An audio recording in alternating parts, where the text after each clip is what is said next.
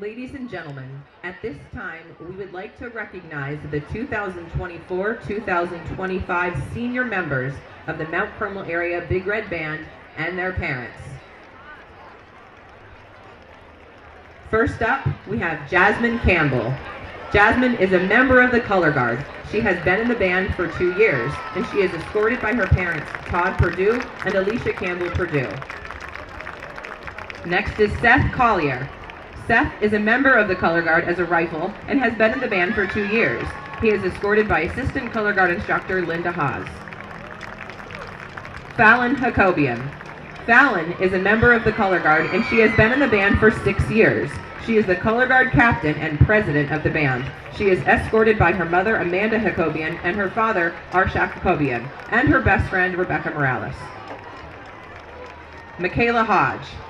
Michaela plays clarinet in Big Red and symphonic bands and saxophone in jazz band. She is the band vice president. She has been in the band for 1 year and she is escorted by her father, Anderson Best Jr., her mother, Tiffany Hodge, and her little sister, Zola Hodge. Hunter Horvath. Hunter is a member of the percussion section in the Big Red Band, symphonic and jazz bands, and he has been in the band for 4 years. He is drum section leader and he is escorted by his parents, Jeff and Lisa Horvath. Mario Uardi. Mario is one of the drum majors and plays mallet percussion in Big Red and symphonic band. He has been in the band for 6 years and he is escorted by his mother, Rochelle Hartwell, and his grandfather, Jim Bush. Robert Renner. Robert plays flute in the Big Red and symphonic bands. He has been in the band for 3 years. He is escorted by his parents, Bob Renner and Stacy Herring, and his grandmother, Christine Hummel. Madison Smith. Madison is one of the drum majors. She's our band secretary and she plays keyboard in symphonic band and marching band. She has been in the band for 2 years and she is escorted by her mother, Ashley Smith. Last but not least, we have Paige Wydra. Paige plays trumpet in Big Red, symphonic, and jazz bands. She has been in the band for 6 years and is escorted by her parents, Tanya Wydra and Walter Wydra Jr.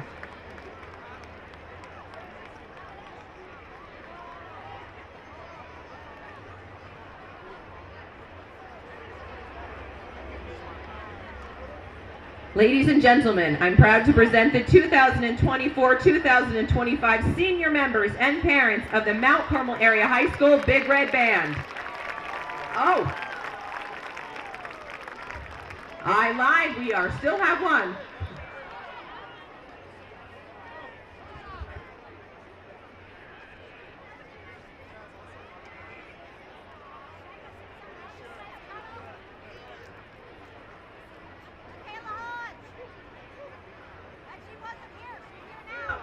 Sorry, Michaela, I didn't realize you weren't there, but now we're going to read it again. Okay, everyone, now we have Michaela Hodge.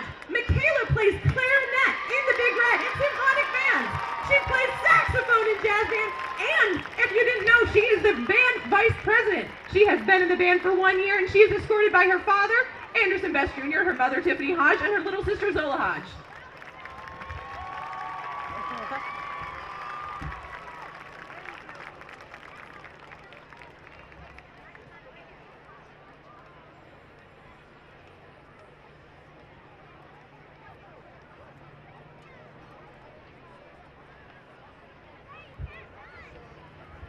Now, ladies and gentlemen, I'm proud to present the 2024 and 2025 senior members of the MCA Big Red Band.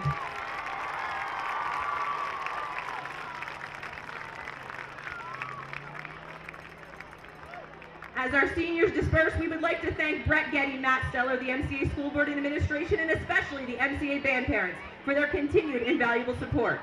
And now we invite you to sit back and enjoy the 2024 edition of the Mount Carmel Area High School Big Red Band.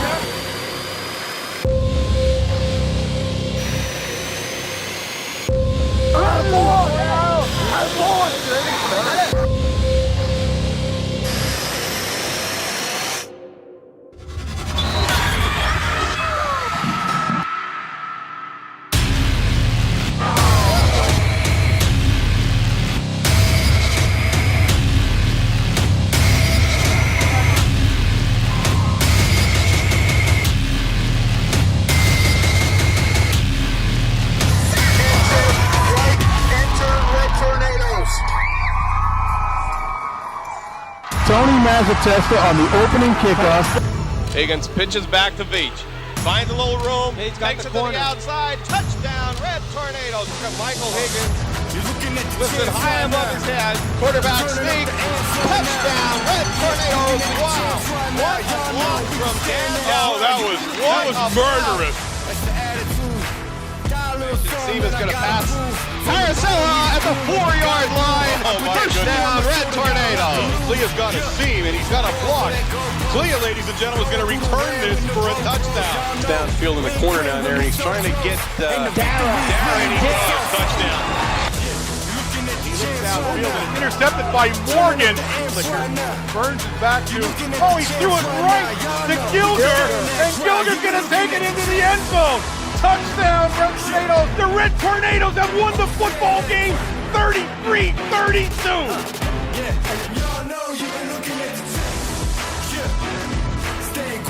He throws it, and it's intercepted by Chapman. And Chapman goes down, and that's going to do it. And Diaz is in, 78 yards. You against me's like It's blown up we by can handle Schultz. this right now. I'ma hit 'em with the hard. We ain't getting tired on the hardest. And y'all know you been looking at the tape. The bucket stays here. It's game time, right here, right now.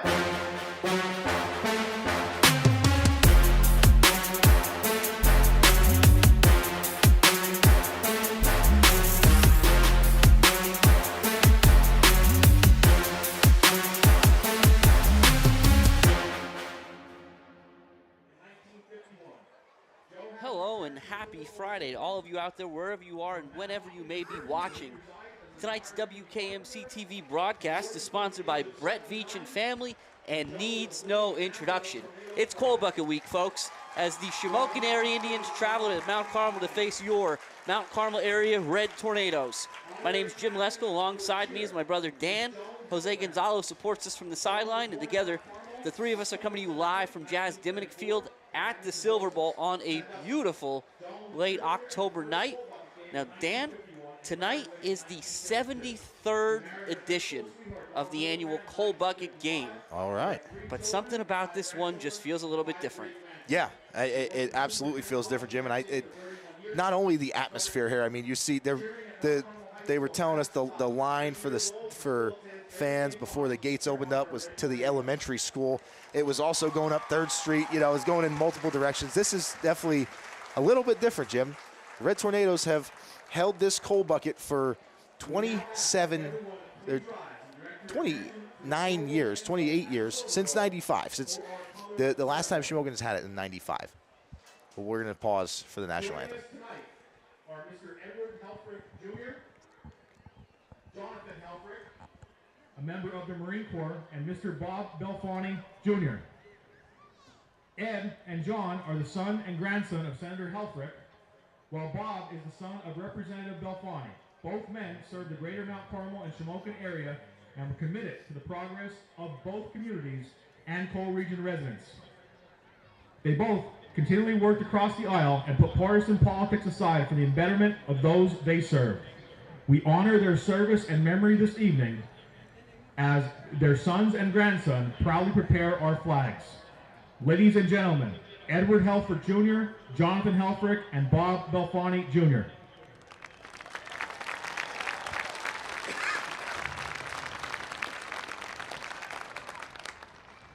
Our national anthem tonight will feature MCA vocalists Neve Catalinas, Ava Scavery, and Noah Hardy. The Big Red Band will follow with the Mount Carmel area alma mater.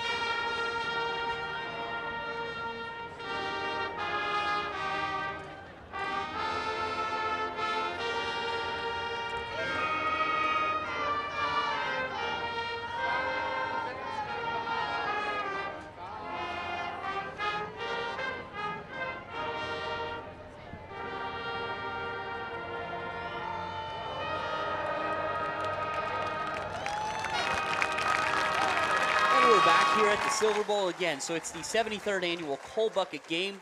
So Dan, you were kind of getting into it right before we broke for the colors, national anthem, and the alma mater. But the Red Tornadoes, they win the Coal Bucket back in 94 after the Indians had it for a few years, lose it in 95, get it back in 96, and haven't looked back. No. The Red Tornadoes have retained that Coal Bucket since 1996. And, Jim, this is really the first time since then that I think there's a lot of hype around this game. The Indians coming in 9-0, undefeated, probably their best season they've had in years. They've got a lot of confidence coming into this game, Jim. They think that this is their year. And apparently so does Indian Nation. If you look across the way here, we've got the entire this stadium is filled to the brim. There's standing room only here, and it is a sight to see. If you're not here, you are missing out. But we're going to try and bring it to you as best as we can.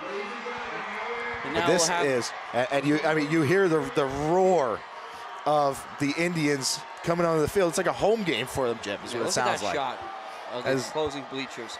Now, again, for those of you that are with us every Friday night, doesn't always look like that. No. Very rarely looks like that on the other side.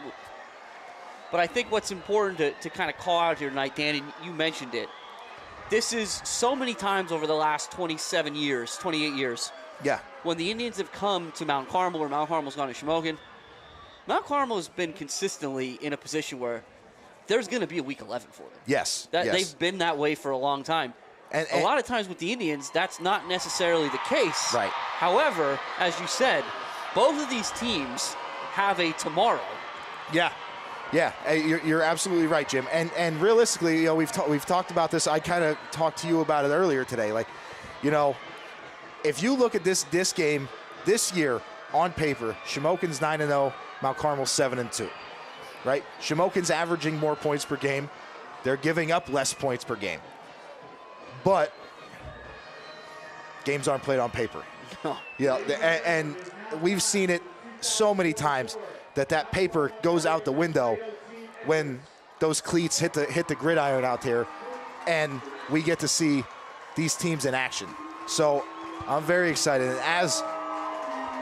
as we just saw the Indians enter the field, you now hear the roar of the crowd. This is incredible, Jim. Absolutely incredible. It's so loud here. I can barely hear you, Dan, and you're 2 feet from me. There's not a place in Pennsylvania, possibly anywhere in the country tonight, that's got better vibes than we have right now at the Silver Bowl. No, Jim, I've got chills right now. But so there's so much kind of pageantry associated with this game. And I think this year is no different. We had some really cool opportunities to honor and recognize some folks. So again, we said this game has been played. This is the 73rd version. It started in 1951, was played consecutively every year with the exception of the COVID year in 2020. Yes. Yep. But so tonight, from 1951, you had both Mr. Joe Arrow and Joan Hildebrand, yes, who were a player and cheerleader respectively in that first Coal Bucket game back in 1951. So it's such a cool thing to be able to recognize those individuals here tonight. They'll be part of the ceremonial coin toss that we'll see here in just a moment. But it's been just it's an unbelievable place to be tonight. Yeah, the atmosphere, and we're going to continue to talk about it throughout the night because it is incredible right now. It really is. It's just like Jimmy said, I don't think you're going to find a better atmosphere anywhere in the country than you are right here tonight. And so, Dan, while we get started here, and again, the new video's playing on the scoreboard. Again, you got to get here. If you're not here, yeah. If you haven't been here yet, make sure you get here as soon as you can. We can talk pageantry. We can talk excitement. We can talk history. Now I want to talk X's and O's. Yeah, let's talk football. Watched a lot of film this week. Yes.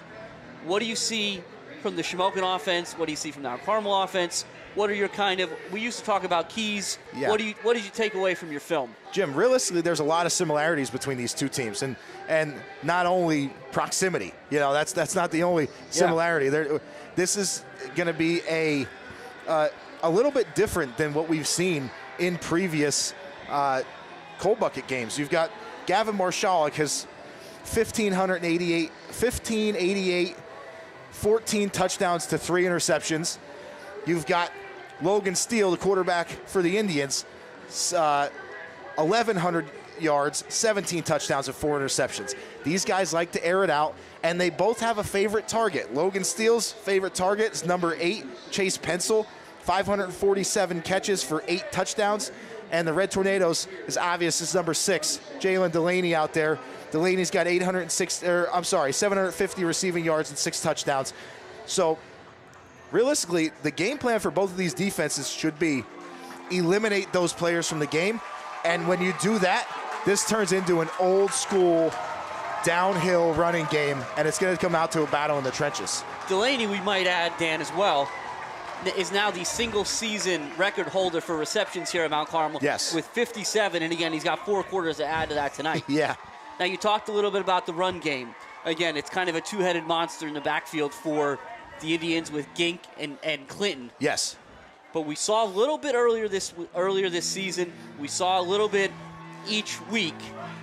How much of a factor do we think Blessing can be tonight for the Mount Carmel sideline? Jim, realistically, this game, and I'm thankful that you've given us the numbers. Last year, 20 touches for 207 yards and 4 touchdowns from Blessing. So, yes, he's been, kind of slowed down by an injury this year. But I think we're going to see a lot of Luke Blessing in this game tonight, and I think that he's going to be a major impact. I don't know what to say right now, to be honest with you. This is unbelievable. Bonkers what's going on here. Yes. And you knew it was going to be. The paper had articles, the news item had articles about seating capacity. I mean, how often in a high school football game are you talking about how many people can we cram in there? Right. And here come the Red Tornadoes. This is unbelievable. Led by senior captain Al Bailey. Bailey certainly a part of that hard-nosed downfield rushing attack for the Red Tornadoes. And, Dan, again, we talked about Blessing. Blessing, if depending on how many carries he's able to get out there, he's going to do a lot of work between the tackles. But, man, they got some guys that can move in that backfield as well. Yeah, Jim, we talked about Blessing, but, again, we talked about he's been a little hobbled by an injury throughout the season. Red Tornadoes leading rusher, Cooper Kuricki, 130 carries, 868 yards, 9 touchdowns, and he is explosive, Jim. He gets in and out of his cuts unbelievably quick, and when he hits the sideline, I don't know of anybody. There's a lot of speed on that Shamokin defense, and I don't think any of those guys are going to be able to catch Cooper Kuricki, and he gets in the open field. There's not too many guys in the state that can catch Kuricki at this point. No. But if anybody can, it might be some of those defensive backs. We've talked about Steele. We've talked about Pencil. They've also got Ryland Price in the defensive backfield there. A lot of these guys also track stars. They're placing, they're medaling at the state track meets. So they've got some wheels. But the Red Tornadoes, it's going to be a dogfight tonight. This is going to be a great game, and I can't wait to see the action begin. I'm chomping at the bit, Jim. Yeah, I know we were talking about it a little bit off air before we got started. It really felt like Shamokin week started as soon as the clock hit zeros at Milton last week. Yeah, you're absolutely right. And here you see that's the individuals we were talking about, Mr. Arrow and Miss Hildebrand. Joe and Joan, again, members of that 1951 Coal Bucket game, the first. And you always wonder, you look back and maybe Jose's got some information on it, whether it's from the article, newspaper articles at the time or what have you. We always wondered, they think they'd be playing it almost 75 years later. Yeah, it's crazy. It's such a cool thing. And as you look out on the field, you see the Indians ready to come out for the coin toss. As you're looking left to right, that's going to be Parker, Steele, Hockenbrock, and Pencil. And the Red Tornadoes, the backs you'll see left to right, it looks like it's going to be Shimko, Chase Belichick, Blessing, and Matt Belichick. Yeah, and again, Jim, we've talked about it in the past. It's phenomenal seeing 24 suited up out there. And this is, you're going to see this. This is a lot of fanfare. We're going to get an up-close look at this coin toss. Yep. It's going to be pretty cool to see here. And again, so you have Mr. Arrow. Again, he's wearing the number 79 jersey. That's the number he wore when he played in that game all the way back in 51. He played offensive and defensive tackle. He actually lives now in Manahawkin, New Jersey. He's a retired union carpenter, but as you can see, still a full-time dedicated Red Tornado. So, again, Mr. Arrow, thank you for being here with us, for your work ethic. Mr. Arrow worked until he was 79 years old. Wow. So just a phenomenal situation there. And of course, Ms. Hildebrand Joan worked at the superintendent's office here, Dan, in Mount Carmel for 31 years. But again, as much as we appreciate that support, this is all part of being part of that 1951 team where she cheered in the first coal bucket game. Joan is 90, and she still attends every game she can, and when she's not able to, she's watching or listening at home. You gotta love that. So, and you saw there the Red Tornadoes won the toss and deferred, and the Indians were going to receive the first half kick. All right. So we'll get to see that Red Tornado defense. And, you know, we talk about old school Red Tornadoes here with Mr. Arrow out there. One thing that the Red Tornado defense is going to be looking for, they're going to be trying to channel that late, that 90s, 2000s Red Death defense tonight to try to slow down this high-powered Indians offense, Jim. We talked about it a little bit. Shamokin, they're averaging 38.6 points per game. That's almost 40 points a game. Is just a crazy number to be averaging. So they can score with the best of them. And we'll see how quickly the fireworks start tonight. Because again, if you're looking at this game and you're on the opposing side here and you're wearing purple, you might think, well, the Red Tornadoes have had some trouble covering kicks at different points this season. And it looks like it's going to be Pencil and Bickert back deep, 8 and 5, as well as Gink. Yep. Gink, the leading rusher for the Indians, comes into the night 1,043 yards and 4 touchdowns. Jim, you talked about that two-headed monster.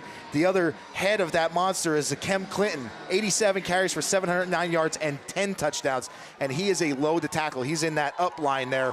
So really tough to stay away from anybody that's a problem out there for Shoppy. Yeah, it looks like it's a 5-2-2 with a 5-2. I don't even know what to call. It's like a 5-2-4. It's like a diamond in the back there. Yeah. And Shoppy's kick, we are underway. It's going to be Pencil all the way back at the 4. And there's a lot of red jerseys. He's going to try to get around Lukuski, but it's going to be Clokus.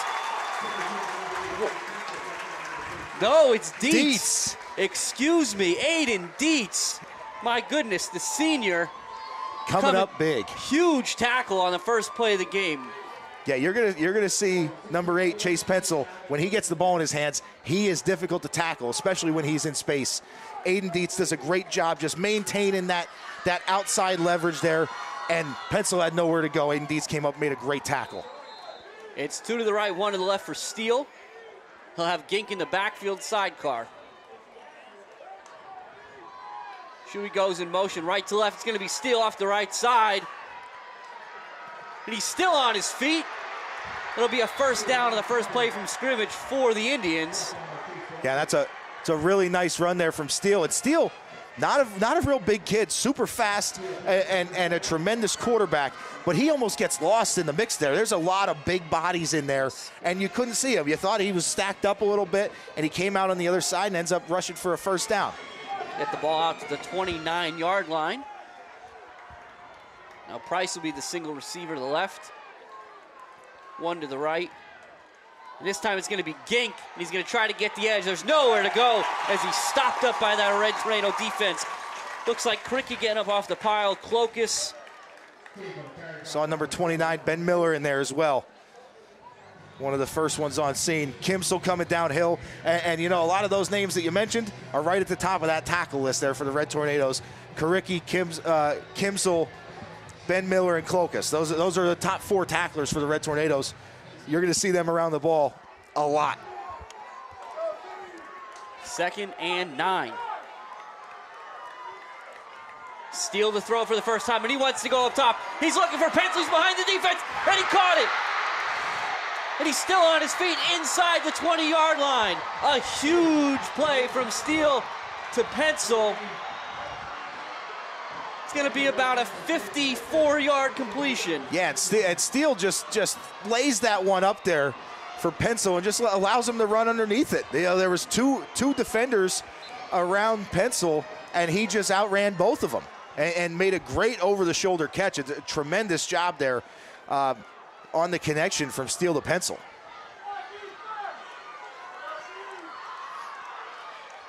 Shuey across the formation. It's going to be Steele to the right. Going to try to pick his way. He's going to get down to about the 10. And again, Steele gets a lot of big bodies in front of him. Not only that offensive line, who we'll talk about throughout the night, but he gets number 2, that tight end Shuey, out in front of him as well, leading that play with Gink. So he's got 7 blockers in front of him, and he just gets up behind them and kind of tucks up underneath and always finds a way to get through. This time it's Gink.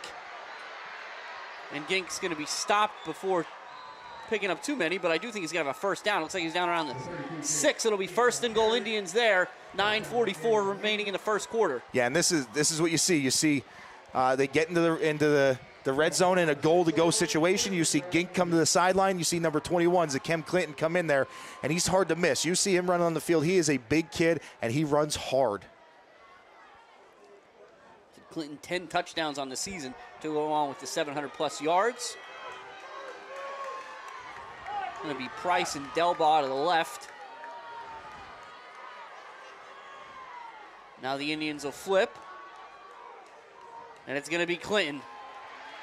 And Clinton is going to be stopped short of the goal line, but he'll take up about half the distance, maybe down to around the 2-yard line.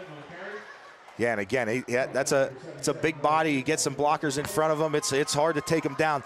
You got to hit Clinton around the waist if you want to tackle him. You try to tackle him high, you're not going to be bringing him down to the ground. It's just been a tremendous drive so far for the Indians, always moving forward. Pencil, single receiver to the Red Tornado sideline. Shuey. And it's going to be Steele. And Steele puts his head down, and he's not going to get in. He runs into, I believe, Clokus first. Yeah, and that's a great job by Clokus. Comes up and meets Steele at the line of scrimmage. He knifes through there, gets around those blockers. It does a great job. And again, that's the one downside, because Steele is a little bit undersized. If he's not directly behind those blockers, he's going to take some shots. Well, Dan, you called it out. When they run that quarterback dive, it's essentially quarterback power behind Shuey, and then in that case Clinton, but Clokus is able to get behind both of them. So 3rd and goal from the 2. It's going to be Clinton, and he's in, and it's 6-0. 6-0 Indians. Are going to add a personal foul here on the back of that one.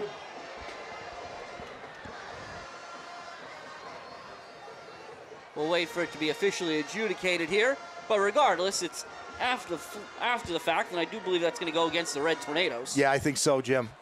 So no impact to the play that just occurred. It'll be Clinton from 2 yards out. We'll get the call. Yeah, and as we said, touchdown is good. Dead ball foul, personal foul against the Red Tornadoes.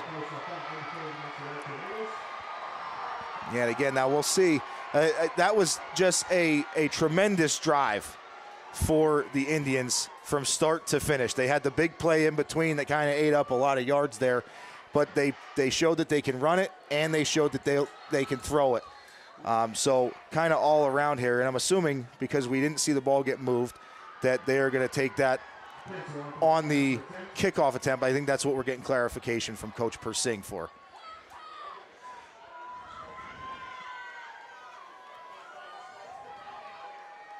So we're getting the signal there again. Yep, and it'll be on the kickoff. Yeah, so they'll be kicking from inside Red Tornado territory when they kick it off. Kind of a fun signal by the official there. Yeah. Or it's going to be over there. Yeah, right. Pencil's kick is up. And it's good.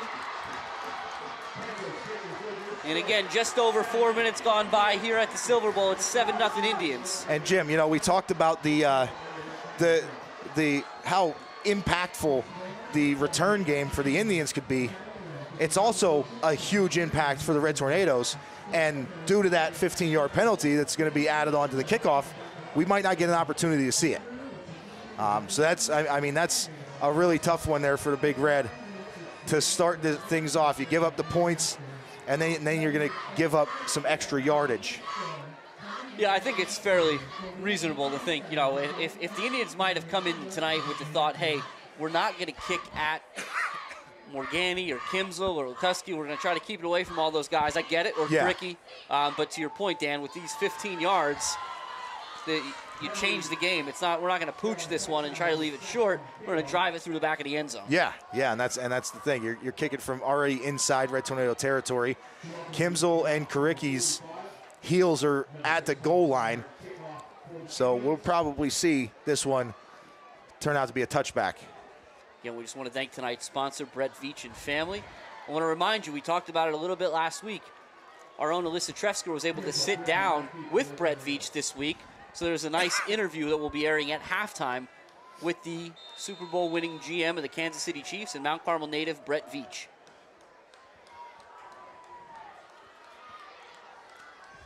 And just as expected, Steinhardt's kick is going to go through the back of the end zone. Through the uprights, I think. Did it get through the uprights? I don't know. I try to see if it disappears behind the goal the post, but I couldn't tell. But it was close. Well, you don't get any extra points for that one.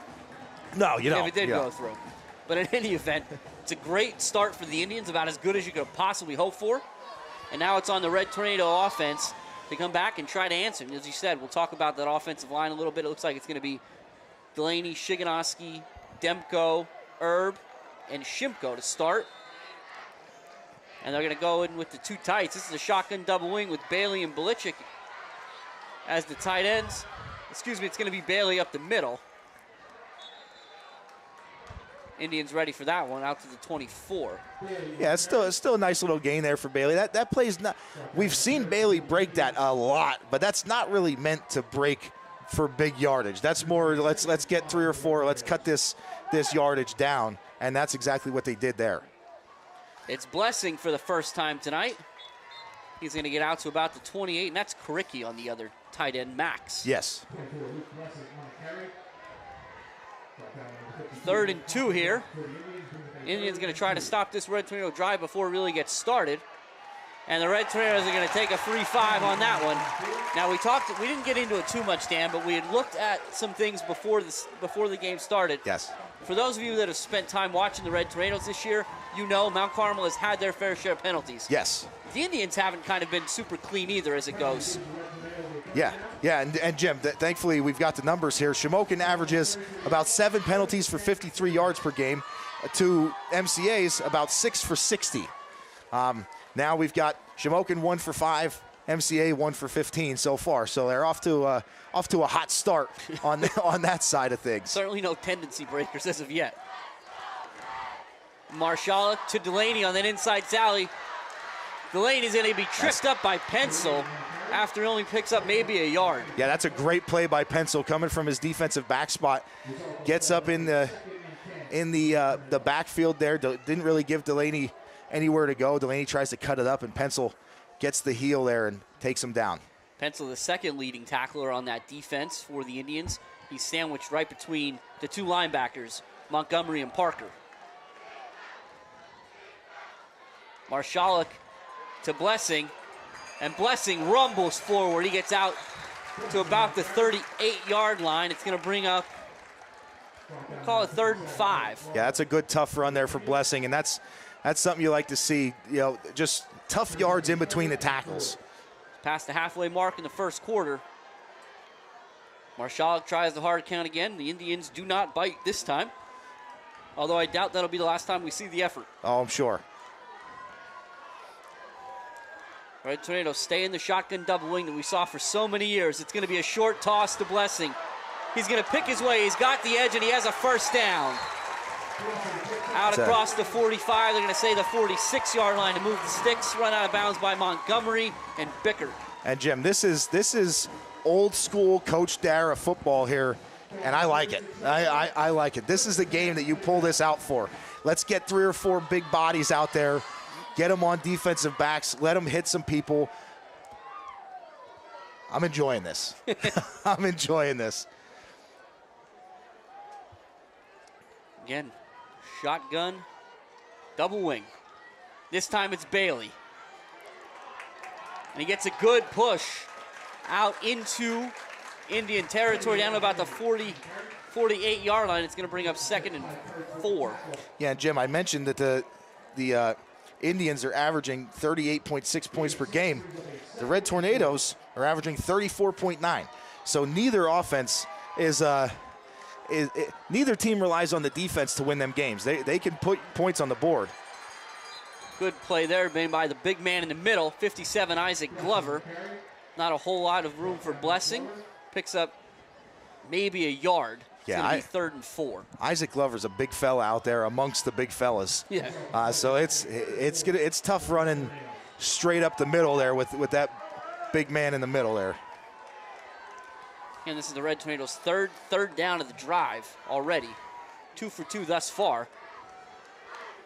You have to think there's 2 plays here for Coach Dara. Yeah. And it's Bailey again. And Bailey's going to be stopped short, yeah. It's going to bring up 4th down. We'll have to see the spot. It looks like about the 46. So it's going to be 4th and a yard and a half. Yeah. I think, Jim, we might see a hard count here. And then I can't see the ball going to anybody but number 24. Again. A lot of thought going into this one for Coach Dara.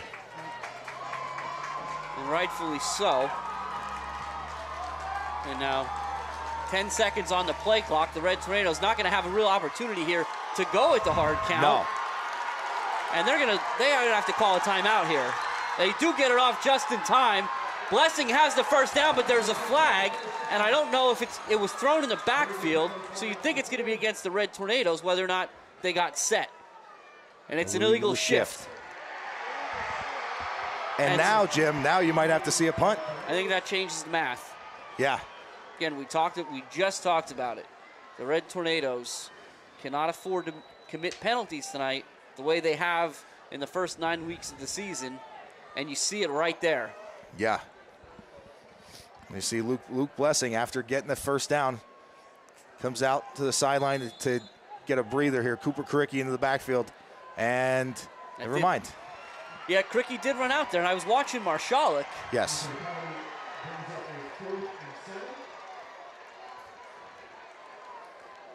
And so now the Indians twice benefit from Red Tornado mistakes early on. The inability to return a kick. It's a good snap. It's a good kick from Karicki. Steele is going to just let it fly. Good job by Chase Belichick to grab it before it could bounce any further back, and it'll be 1st and 10. Indians at the 15. Yeah, and Jim, that's we talked about the Indians are only allowing 9.9 points per game throughout the season. So we saw the Red Tornadoes have a little bit of success. They moved the ball pretty well, but the Indians held and got their stop. So now they have the ball and the lead here late in the first quarter. And if you think so far this season, there have been many times the Red Tornadoes have called on their defense to make a play. Yeah. To keep things going, and there's certainly no difference tonight. Again, that defense, it looks like in the middle, again, it'll be Karicki over the nose. Oh, that's Shimko over the nose. Yeah, how about that? Steele's going to throw. He's looking for Del Ball. He's under pressure. Now he's going to go up the middle. He's still on his feet. He's going to have another first down, and so far, Steele has been an X factor in his ability to run the football tonight. And Jim, I mentioned it earlier, the most important thing to do is to keep Steele in the pocket. When he breaks contain, he didn't break contain there, but he saw a lane. And when he sees a lane, he has no problem tucking it and running, and he did there for an Indian first down. Get the ball out to the 28-yard line. It'll be gain of 13 on the scramble. Again, it's Karicki, Shimko, and Delaney. Those D tackles in the nose guard. Bailey and Belichick the bookends. Clokus Miller up the middle. And Steele's rolling out to his right. Now he's coming back across, and Belichick's got him in his sights. Steele is still up. He's got to get some space. And he's all the way back across the line of scrimmage. There's a flag in the backfield, and it's going to be a block in the back against the Indians. So the Red Tornado pressure is going to cause that. Yeah, absolutely. And you see here, it's going to be the two hands on Karicki's back that draw the infraction. And Jim, the play there looked like the Indians only had one receiver in the pattern. That was Pencil, and it was just on a short out route. And when Steele had to kind of come off him, he had to improvise. And he did a lot of improvising, a lot of running around there in the backfield for not much of a gain. And now the penalty is going to end up negating that anyways. It's going to take them back to the 18, excuse me. But again, that we talked about, the Red Tornado front seven. The back end of that defense at the moment looks like Lukuski at one of the corners, and I believe it is Morganti. It's Lukuski and Morganti at the corners with Kimzel and Belichick rounding out the back end of that Red Tornado defense. We'll see what Coach Persing wants to do here. Steele's going up top. He's got Pencil. And it's caught. Wow. Caught. What a reception by Pencil. It was bobbled in the midair, and he still reeled it in. That's a great concentration play from Pencil there, and Steele puts that ball in a really good location. It's a gain of 30 out to the 48-yard line. And I'm not great at math all the time, Dan, but I think that's Pencil's got 2 catches for 84 yards. That's pretty, yeah, that sounds about right. And that 1st and 20 turns into a 1st and 10 there for the Indians, threatening Red Tornado territory now.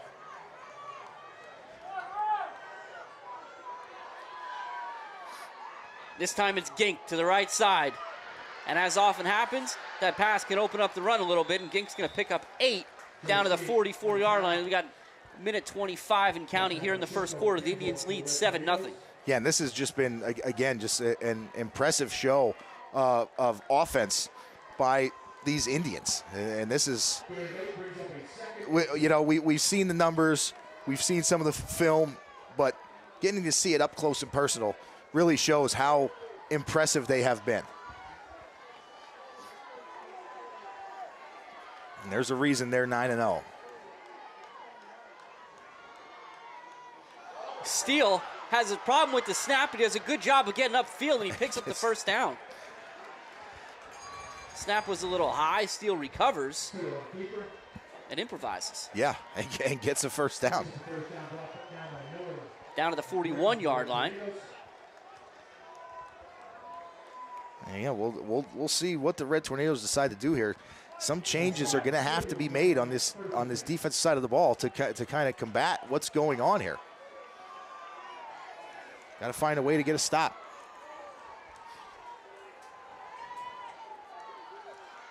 It's Gink again.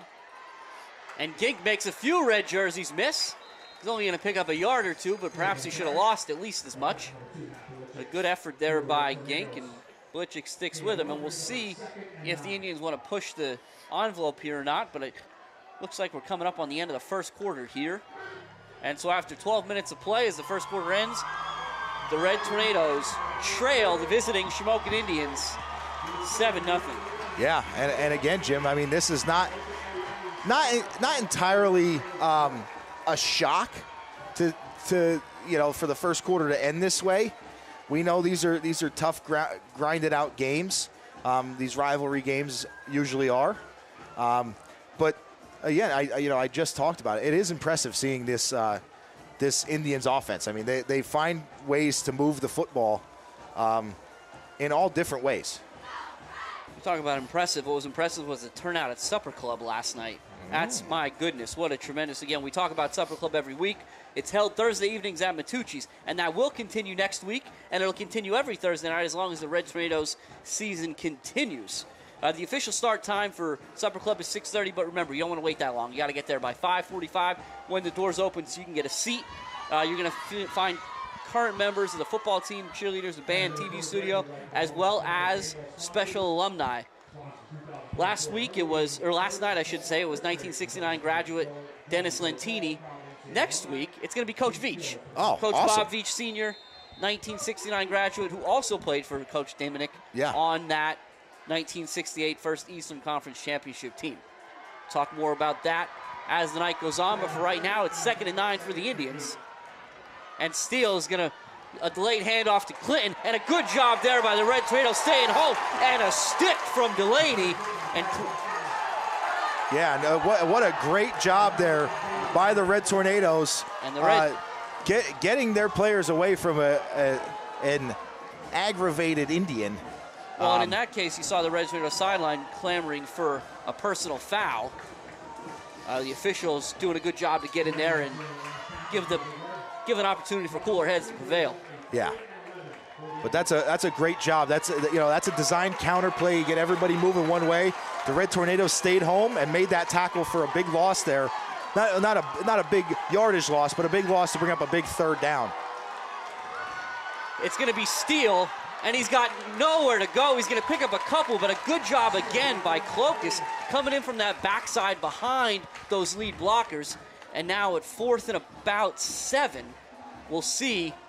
It looks like the Indians are going to punt. Yes, it does. And you see number 52, Hockenbrock, getting his leg warmed up there. He's going to be trying to pin the Red Tornadoes deep in their own territory. So, as we mentioned, how impressive the Indians' offense has been, the Red Tornadoes calling their defense, and they get a stop. Got to be aware of any funny business. They are in Red Tornado territory. And I think this speaks a lot to what Coach Persing thinks his defense is capable of. Hockenbrock will angle that kick, and it's a nice kick. It's going to be inside the 15, leaving no opportunity for a return all the way down. Was that about the 12-yard line? So, yeah. Yeah, so it's going to be Red Tornadoes now have started their 2 drives, one at their own 20, this one at their own 12. They drove into Indian territory before being stopped by a tough penalty on a 4th down conversion that they've got. So we'll see if they can play clean on this drive and keep the ball moving. And the Red Tornadoes look a little more open to start this drive. Delaney and Adams to the left, and it's just Delaney and Adams. Marshall is going to keep it or give it to Blessing, and Blessing will turn forward across the 15 to about the 17, give him 5. Yeah, and Luke Blessing just with a full head of steam there. And spreading things out, he had a little bit more of a crease there. He wasn't hitting contact at the line of scrimmage. He didn't meet contact until he got to the 2nd level there.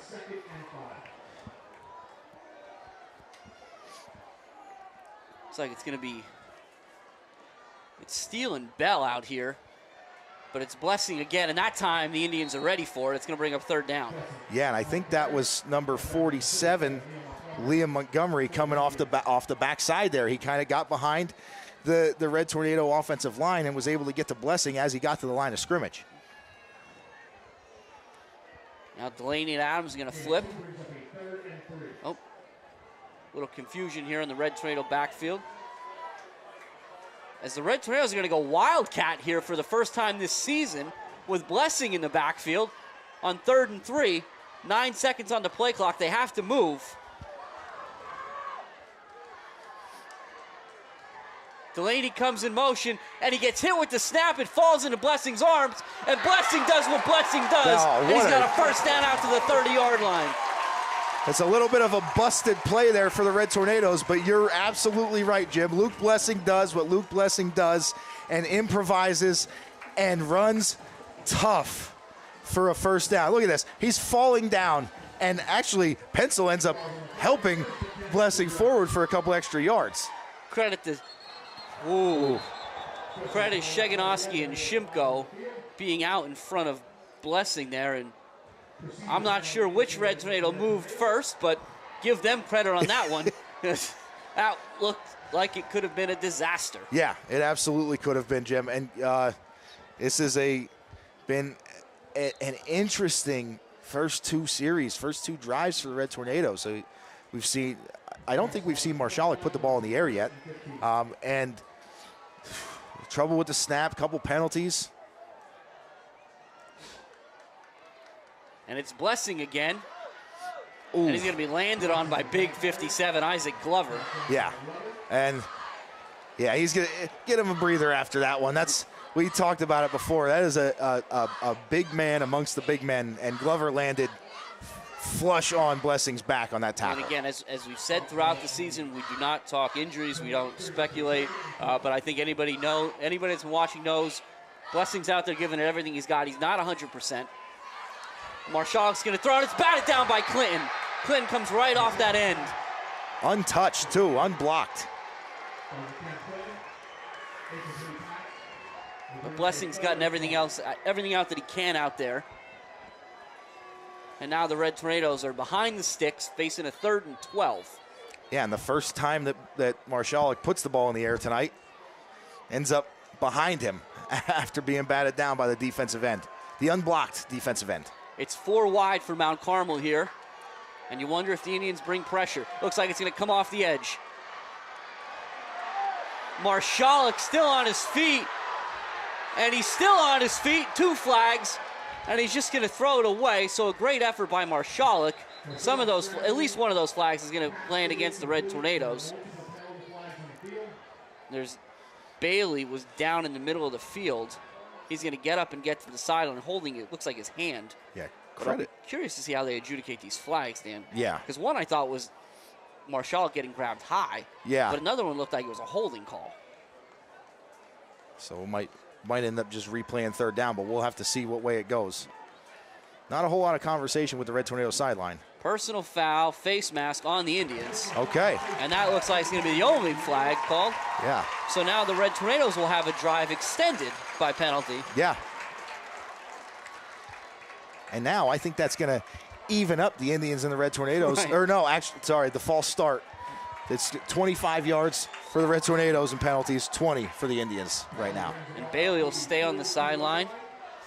Bailey stays on the sideline. Cricky will head in there.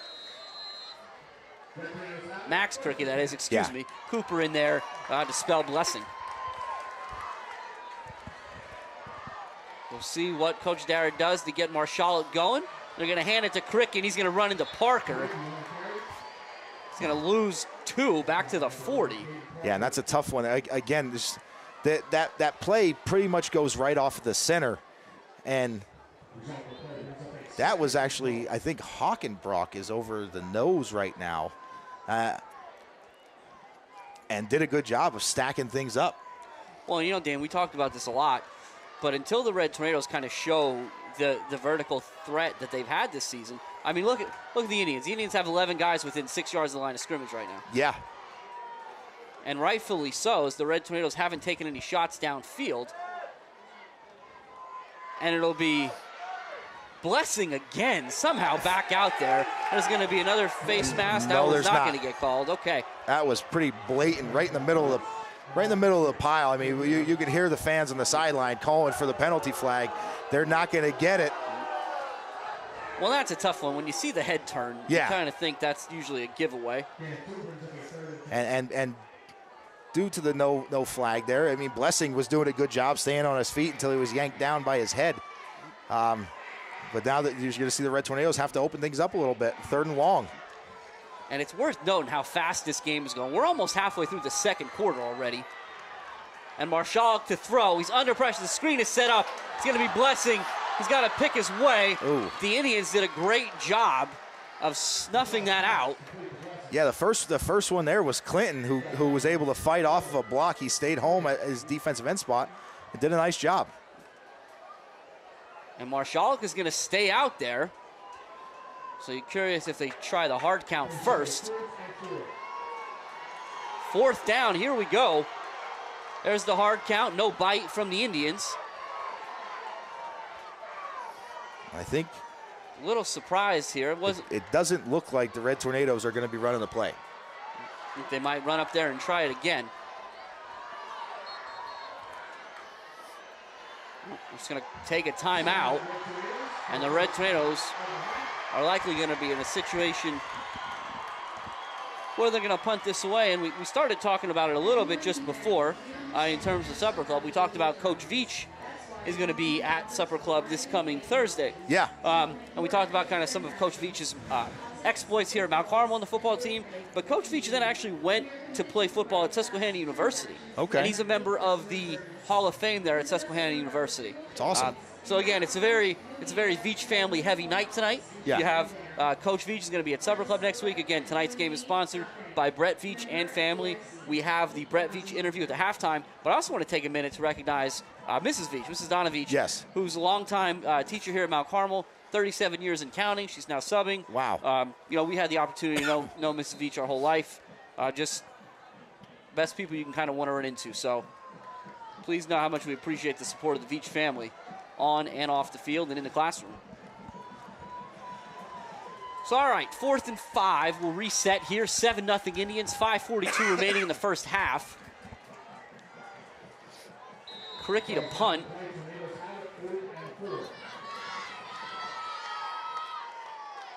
Red Tornadoes try a hard count on the punt. Good job by the left-footed Kricky. It's going to be Pencil at the 15. And he's going to have a little space around the edge. He's going to get all the way out to, what are they going to say? Well, there's a flag, actually, so I think it may come back. Yeah, I think so, Jim. So right now they're marking Pencil out at the 38, but I think the pressure Aiden Dietz is putting on the return team there is what's going to draw the penalty. Yeah. Yeah, you're going to see Dietz is going to get himself tackled. Yeah, so that's good gonna job be there. A hold there. Doing what he needs to do. And that hold's going to be 10 yards from the spot. Yeah. So that's going to, again, back the Indians up.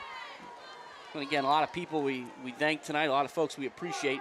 Can't forget our longtime supporters of all things Mount Carmel, especially the Coal Bucket game.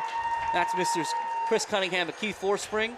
Yeah. Hope you guys are out there watching tonight. If you're not here, having a good time wherever you're at. Yes, always want to give Cunningham and Forspring a shout out. Great teachers, great guys. Great supporters of the program and the school district in general. So now the ball's going to be moved back to the 18-yard line. I'm going to see Clinton and Gink in the backfield at the same time tonight. And it's going to be Gink to the left side. He's going to come back across. It's a great play. Tackled from behind by Matt Belichick, because it looked like Gink had some space, Dan. Yeah, that's a really good play there by Belichick, just peeling back and making that tackle for, Gink still gets 5 yards there. The offensive line for the Indians is getting a huge push up front. Even that play didn't look like Gink was going to get a whole lot, and he got 5.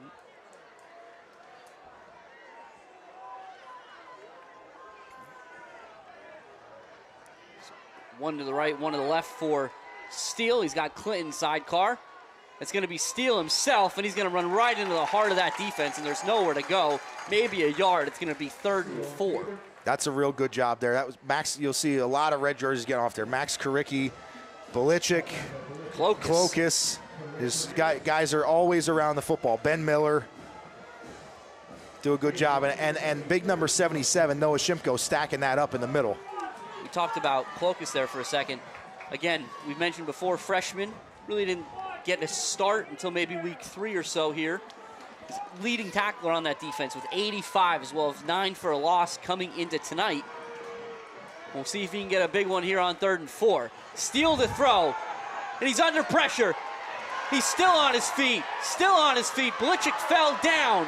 Steele in the middle of the field, and he's going to take a shot, but he's got a first down. Wow, Jim. What a play. The escapability of Steele is impressive. Just, I mean, he had receivers open downfield. He was under tremendous pressure right away up the middle from the Red Tornadoes, and then just found a way to improvise and turn that broken 3rd down play into a 1st and 10. The Indians had some guys running downfield in favorable coverage, but that Red Tornado pass rush flushed Steele out of the pocket. And now it's back to Gink, and Gink is going to run into the waiting arms of Shimko and Delaney and get to the line of scrimmage and no further. Yeah, and that's a great job by the defensive linemen there. They don't get the credit for eating up the blocks to allow those 2 linebackers to be the leading tacklers on this team, but they do so much work out there on that defensive line. And now you see Al Bailey come to the sideline. He's playing both ways to get a breather, replaced by Keegan Brown at that outside linebacker defensive end spot. Delaney and Lukuski, the corners. And Steele's going to throw. He's looking for Delbaugh. and just over his head. He had a step on Delaney, and it's going to be 3rd and 10. Yeah, Jim, and you know, it seems like when the Indians are getting ready to throw the ball, they just run vertical routes. They try to use their speed and get behind the defense, and Steele throws it out there for him. That time, I think Pencil's got a little bit more speed. Delbaugh's a big kid. Pencil might have came down with that one, but Delbaugh just a little too long for him. So now again, 3rd and 10. The Indians have been very good on 3rd down tonight. A lot of that coming from number 4. We'll see if he's got another one in him. It's going to be a delayed handoff to Gink, and Gink is going to have a 1st down. And more into Red Tornado territory. You know, that's the same play that the Red Tornadoes stuffed up when they ran it to Clinton down here on the near side. This time they go opposite with the speed guy, with Gink, and he turns it into a big 1st down for the Indians. Again, another 3rd down conversion there for the Indians. 2:50 left in the first half. 7-0 Indians. They're driving. The ball at the Mount Carmel 48. It's Clinton. And he's got space, and he puts his shoulder down to finish the run. It'll be another, well, I think it's a 1st down. We have to wait. It's going to be really close. Yeah.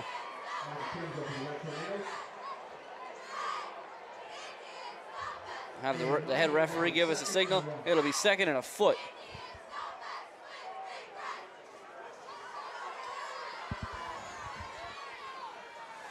And it's Clinton again off the left side of a 1st down. Still on his feet. He's going to get stacked up eventually at the 35. But again, more than enough for a 1st down here as we approach the 2-minute mark. Yeah, and again, the Indians just moving the ball at their leisure. Right now, they're finding ways. The Red Tornadoes are doing a really good job most of the time on 1st and 2nd down, and then the Indians are just finding ways to convert, whether it's be through the air, through the feet of Steele, or the running backs. It'll be Clinton one more time into the heart of that defense, but they're ready for him that time. We'll see who gets up off the bottom. The very bottom, I think, is going to be Clokus. Yeah, and Jim, now it appears the Indians just playing the long game. You know, they know how close they're getting to halftime here. They also showing a little respect to that Red Tornado offense. You know, you don't want to give, if you're going to give the ball back, you don't want to give it back with any time. There's 2 receivers to the right for Steele. Pencil's in that slot back. He comes across the formation, and they find him, and he's got Pencil. Oh, a good play tackle by Chase Belichick to trip him up. It's going to be 3rd down. We'll see where they mark the ball. They're going to mark it at about the 28, so we'll say 3rd and 3. Still no timeout from the Shamokin sideline here. Yeah, I was waiting. I was waiting for Coach Persing to call a timeout, but I think he's going to want to try to convert this 3rd down before using a timeout. You know, you can't take them with you. And at this point, Coach Dara is more than happy to let as much time tick off this clock as possible. Yeah, put the pressure on the guys in purple. That's what Coach Dara is trying to do. See if it's Clinton again. Had success, and it is. And he's got a 1st down, and he's in the open field. He's still on his feet, shaking tacklers. Touchdown, Indians. And what Zakem Clinton from 28 yards out. Yeah, and what a run from Zakem Clinton. And the play, I mean, if you're the Red Tornadoes, you have to be expecting them to send Clinton up the middle on a 3rd and short. And there was a giant hole there in the defense that Clinton ran through, and he made was able to shake a tackler in the secondary and waltzed his way right into the end zone. The Red Tornadoes got a good rush on the extra point last time. Yeah. They weren't able to block it, but they did get a good rush. And we've seen Ben Miller has 3 on the season. Yep. Pencil's going to drive that through, and it's 14-0 Indians. 35 seconds left in the first quarter, or excuse me, the first half. In front of a shocked Silver Bowl crowd.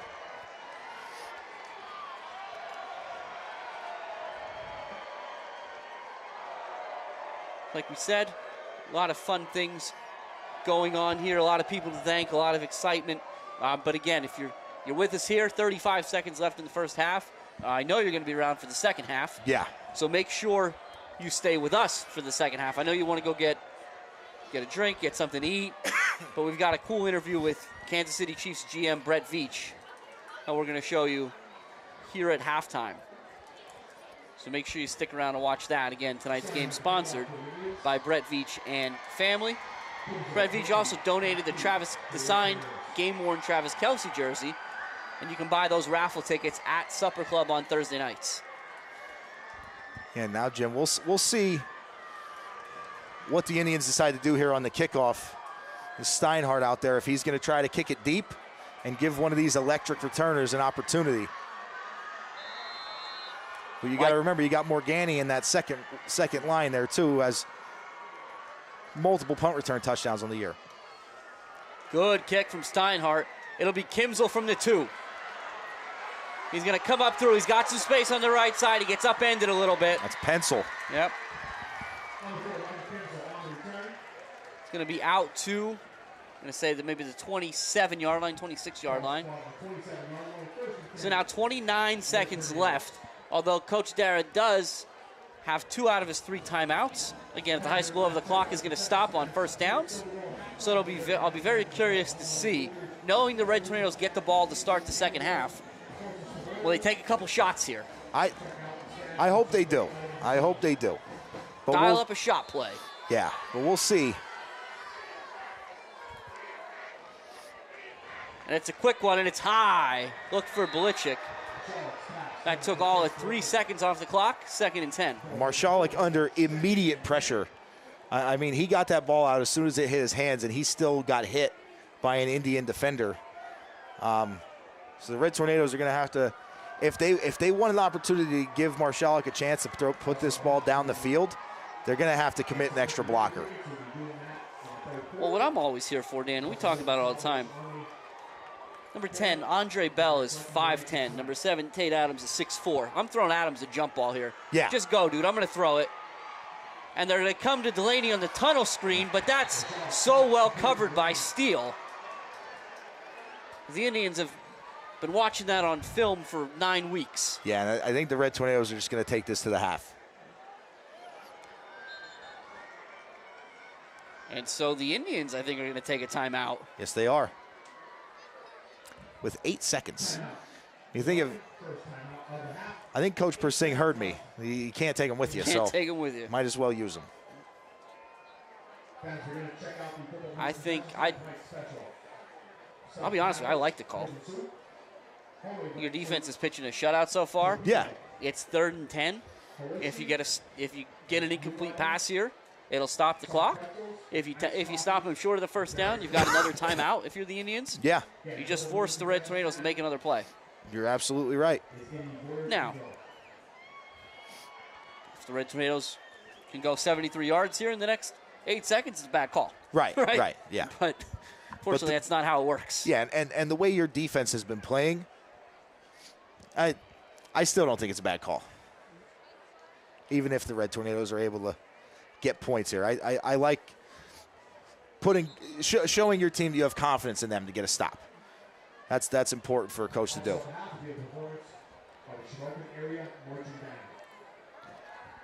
So now we'll see what this defense looks like from the Indians.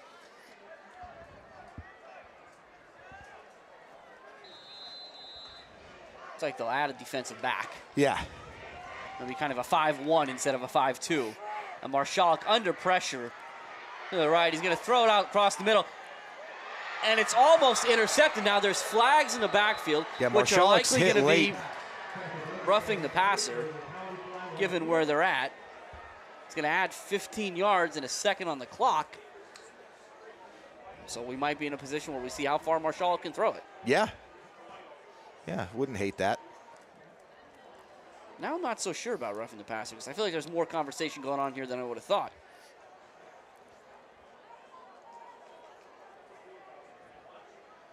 Oh, wait, here comes the official call. We'll get the call.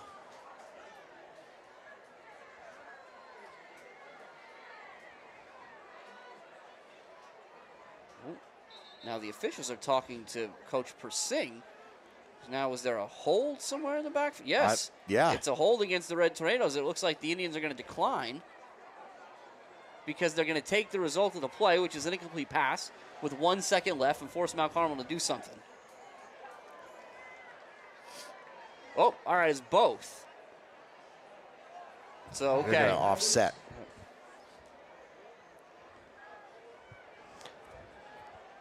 All right, 1 second here. So we'll replay third down. I'm not sure what all Coach Dara has in his bag of tricks, but might be worth pulling something out now.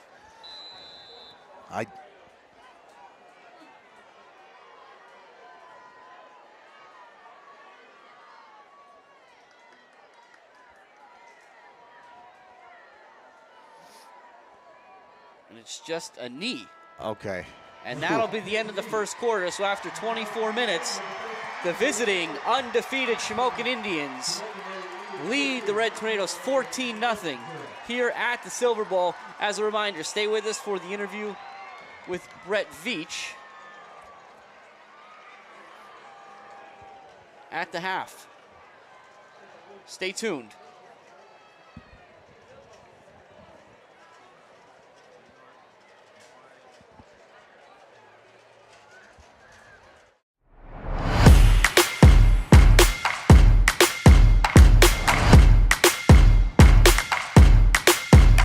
Thank you for just taking the time to sit down and do this interview with me. And thank you also for the video that the Chiefs sent to us last season. That was really cool. So can you just talk a little bit about your experience playing for the Red Tornadoes? Yeah, well, look, I mean, high school football in and of itself is a unique experience. It's really the only time in athletics where you get to go out there and be on the field with really your best friends. I mean, guys that you went to preschool with, elementary school with, middle school with. So you never really get a chance to replicate that experience. So when I look back on my days at Mount Carmel, I think about how lucky and fortunate I was to have a great group of friends, guys that love football, guys that are still my best friends to this day. In fact, um, we are watching Mount Carmel football every Friday and talking about the Big Red. Had a great group of coaches, so very fortunate to have a great group of coaches. And then additionally, I think we had a lot of fun because we won a lot of games, and Mount Carmel is certainly one of the most historic football programs really in the country, not just to play the Pennsylvania. So I think when I was coming through my 4 years, we hit a little bit of a lull, and we took a lot of pride, to get Mount Carmel back on track, and had a chance to win a state title in '94, and then our '96 team, my senior year, we um, had an undefeated season and never trailed. So that is something we always brag about and talk about. So awesome experience. Love Mount Carmel, and everyone in this building here in Kansas City knows where I'm from because I'm so proud of where I'm from. So overall, it was just a great experience and something that I think about a lot. So do you think that experience playing for the Red Tornadoes is what made you want to go into sports as a career and get your start in the NFL? Certainly, I think so, and I've talked to a lot of people about this. I think you're kind of a product of where you come from and where you were brought up, and again, coming from that area, and I think I developed a hardworking mentality and a love for football, and I think those have stayed with me throughout my career. And I think if you're born somewhere else, if you're brought up in a different part of the country, you might not have those similar values. And look, maybe it would have been another really cool profession, but I mean, football is my life. It's all I've ever wanted to be a part of. So Mount Carmel certainly guided me in the right direction. Okay, and what are some of your favorite things about this job, and are there any downsides to it? Well, there are a lot of downsides.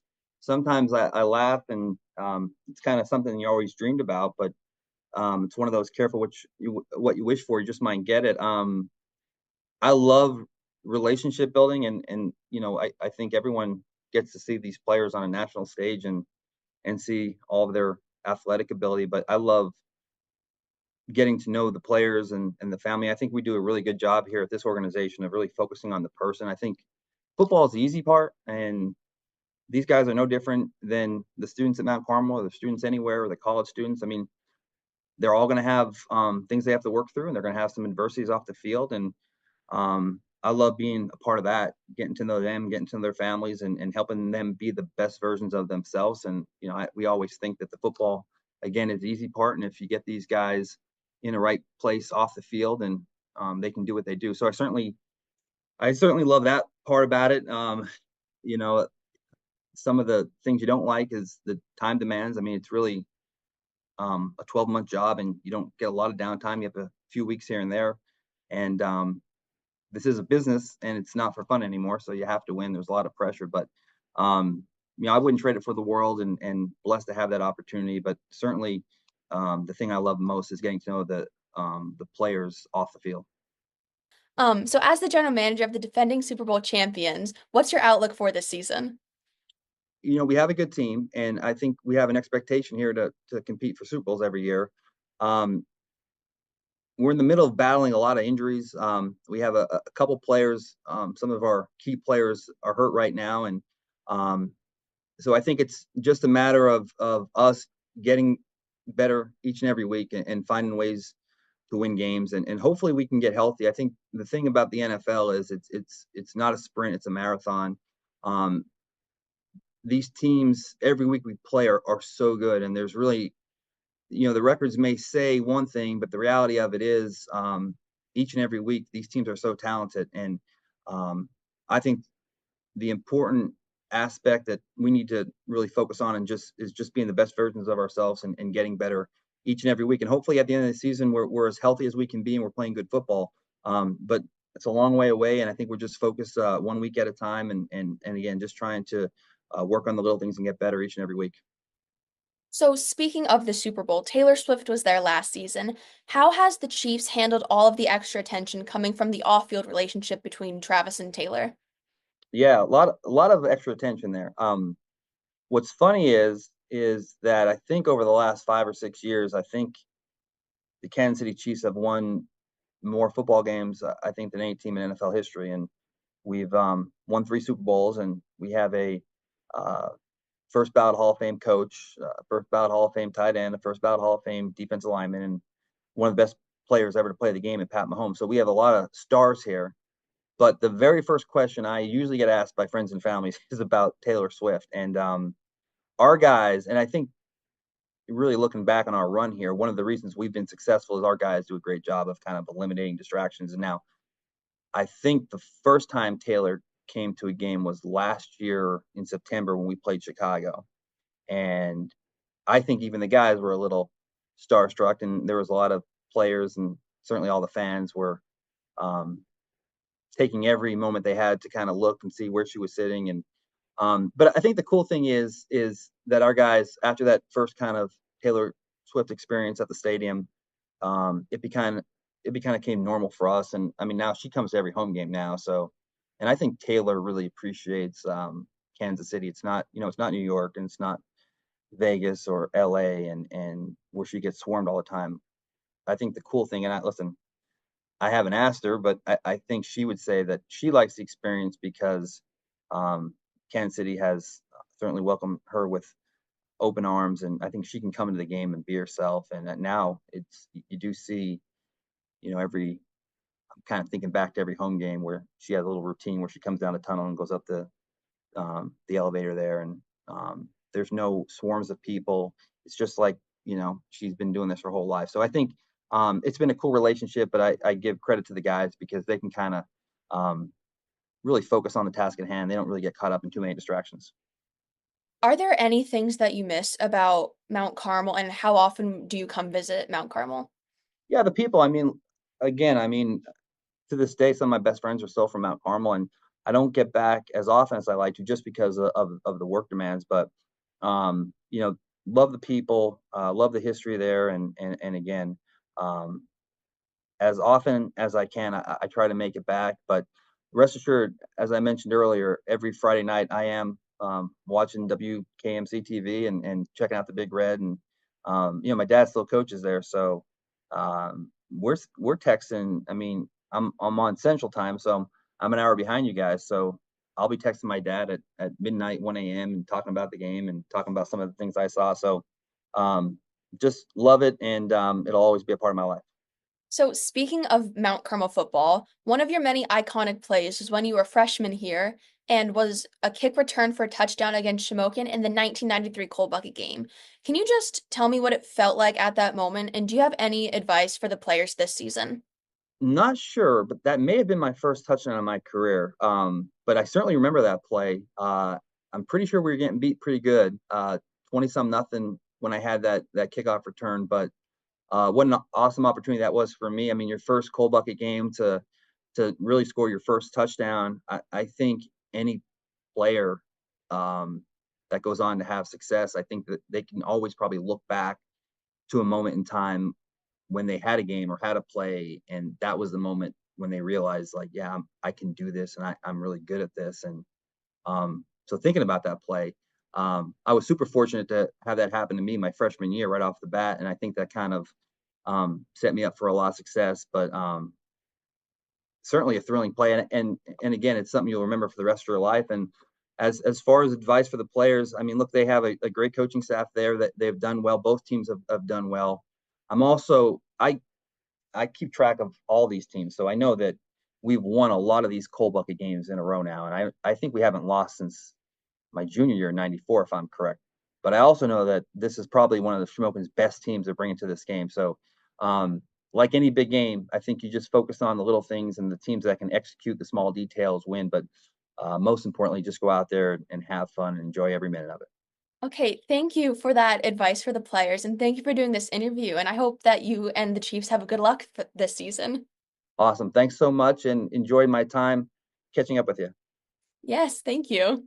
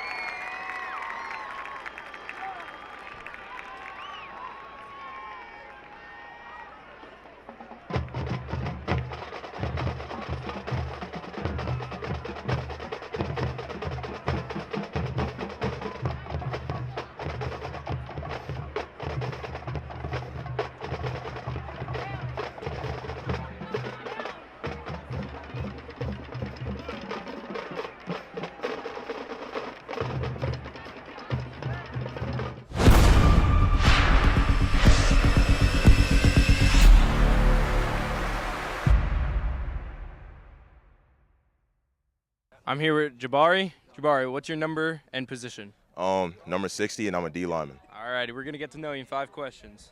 What's your Pepe's order? I like the Swedish Fish Italian Ice. That's my favorite order. It's a great pick, honestly. What's your favorite hobbies? I like playing football with the team. That's it. Just football? Big football guy, yeah. All righty. Who's your favorite artist? Rod Wave. Rod Wave? Great guy. Great songs. Yeah. Great guy. Who's your favorite Disney character? Ooh. If I had to pick, maybe Woody from Toy Story. Woody? Yeah. Great guy. I think that's Jalen's too. All righty. And do you have any pregame rituals? I like to meditate, pray a little bit, listen to music, and, just lock in. All righty. We have like the same pregame ritual. It gets you in the zone, you know? Yeah. All righty. Thank you. Yep. I'm here with Michael Kimsel. What's your number and position? Safety, number 4. All right. So we're going to get to know you, all right? All right. What's your biggest fear? Cockroaches. Cockroaches? Yep. Why are you scared of them? Seen one in the field house. I got scared. Did you run her away? Nah, I just got scared. Oh. So you just like stood there and screamed, kind of? More of a yell. Yell? Yeah. All right. Who's your favorite artist? Did they have to be alive? No. Kurt Cobain. All right. What are your favorite hobbies? Like swimming. Swimming? Riding my bike. Oh, okay. Do you ride it around K-Town? I used to. Used to? I just go in the woods now. Oh, okay. What's your Pepe's order? I didn't go this year, but it's like a, what's that, Georgia Cup? Oh, okay. And then, what artist are you dying to see in concert? Marilyn Manson. All right, sounds good. Thanks, Mikey.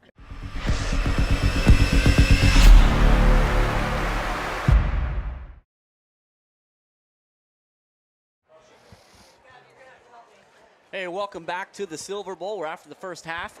The Indians lead the Red Tornadoes 14-0 in the 73rd edition of the Coal Bucket game.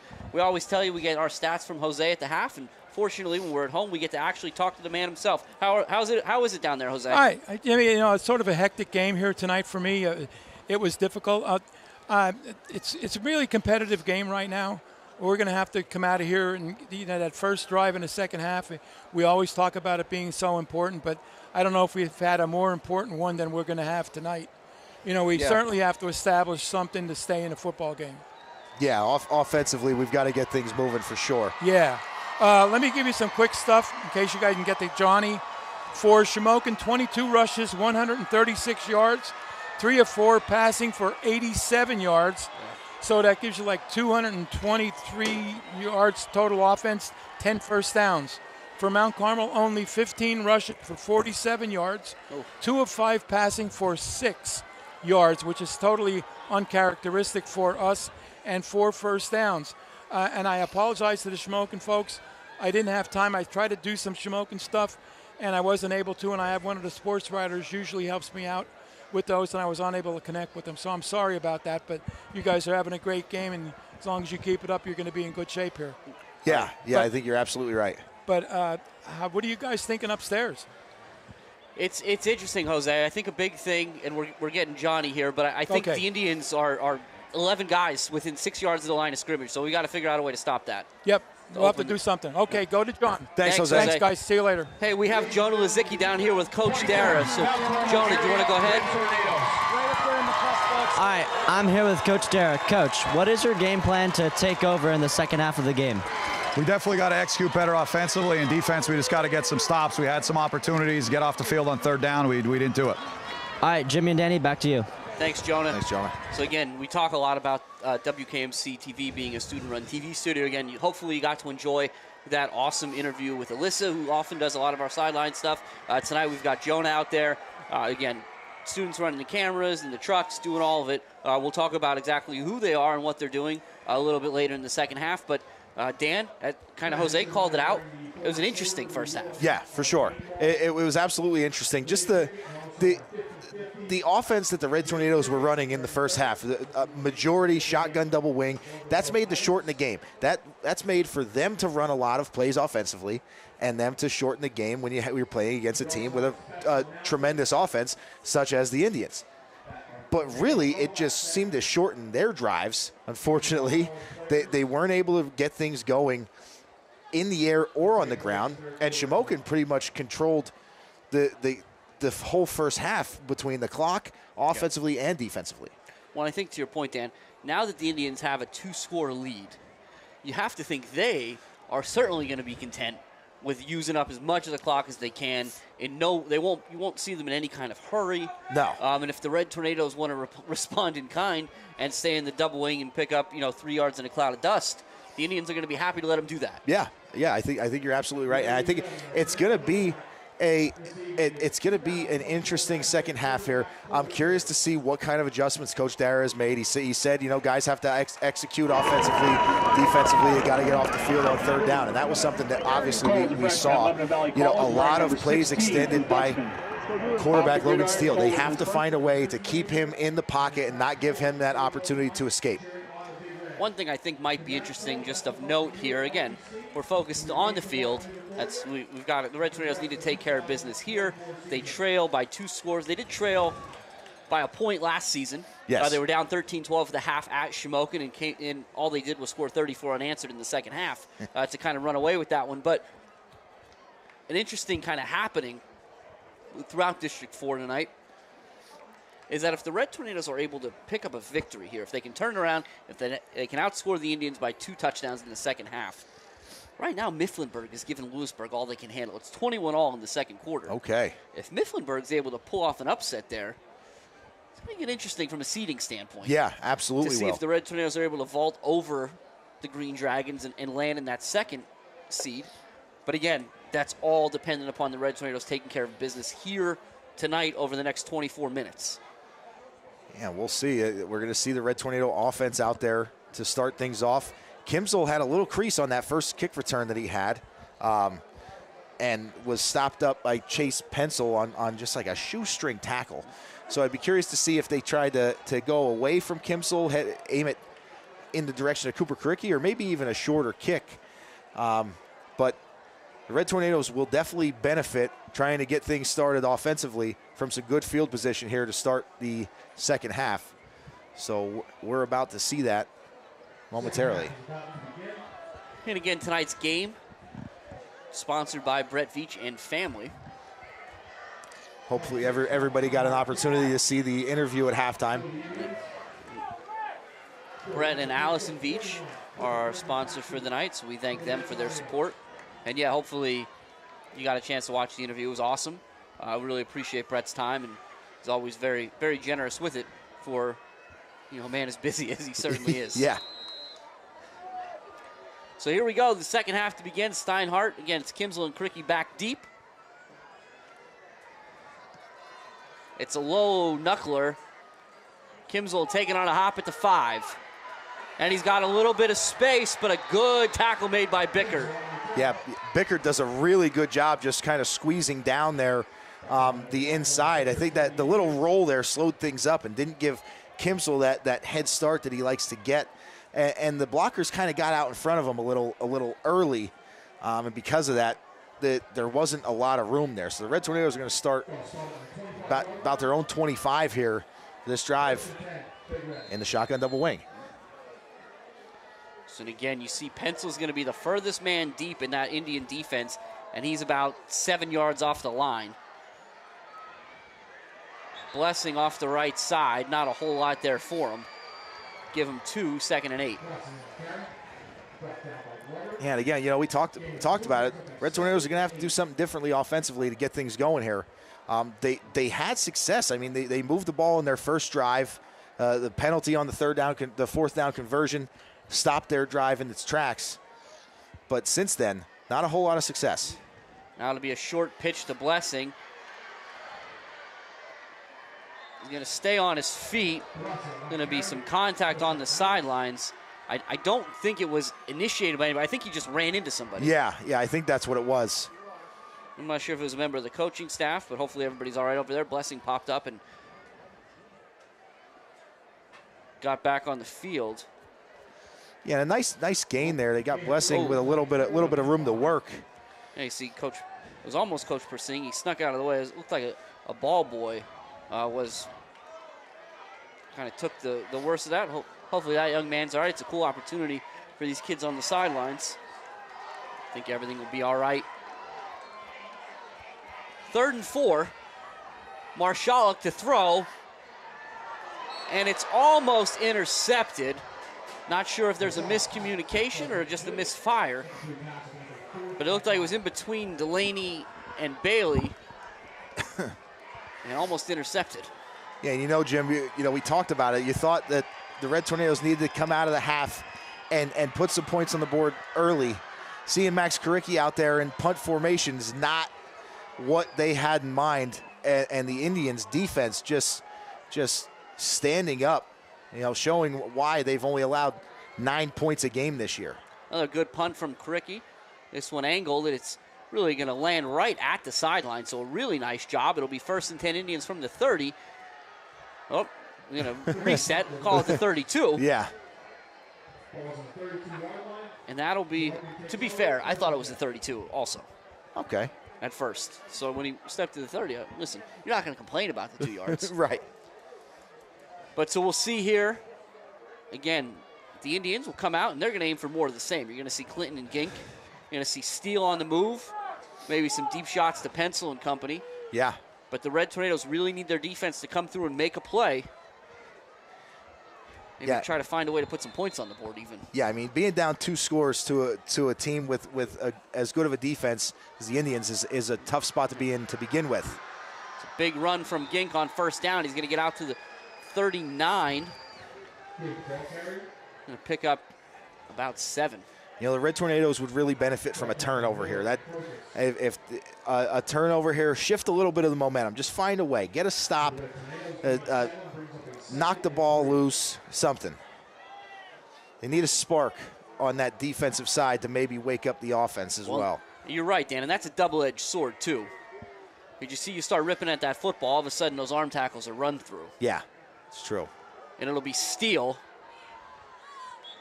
And Steele is going to have a first down on the initial drive of the second half.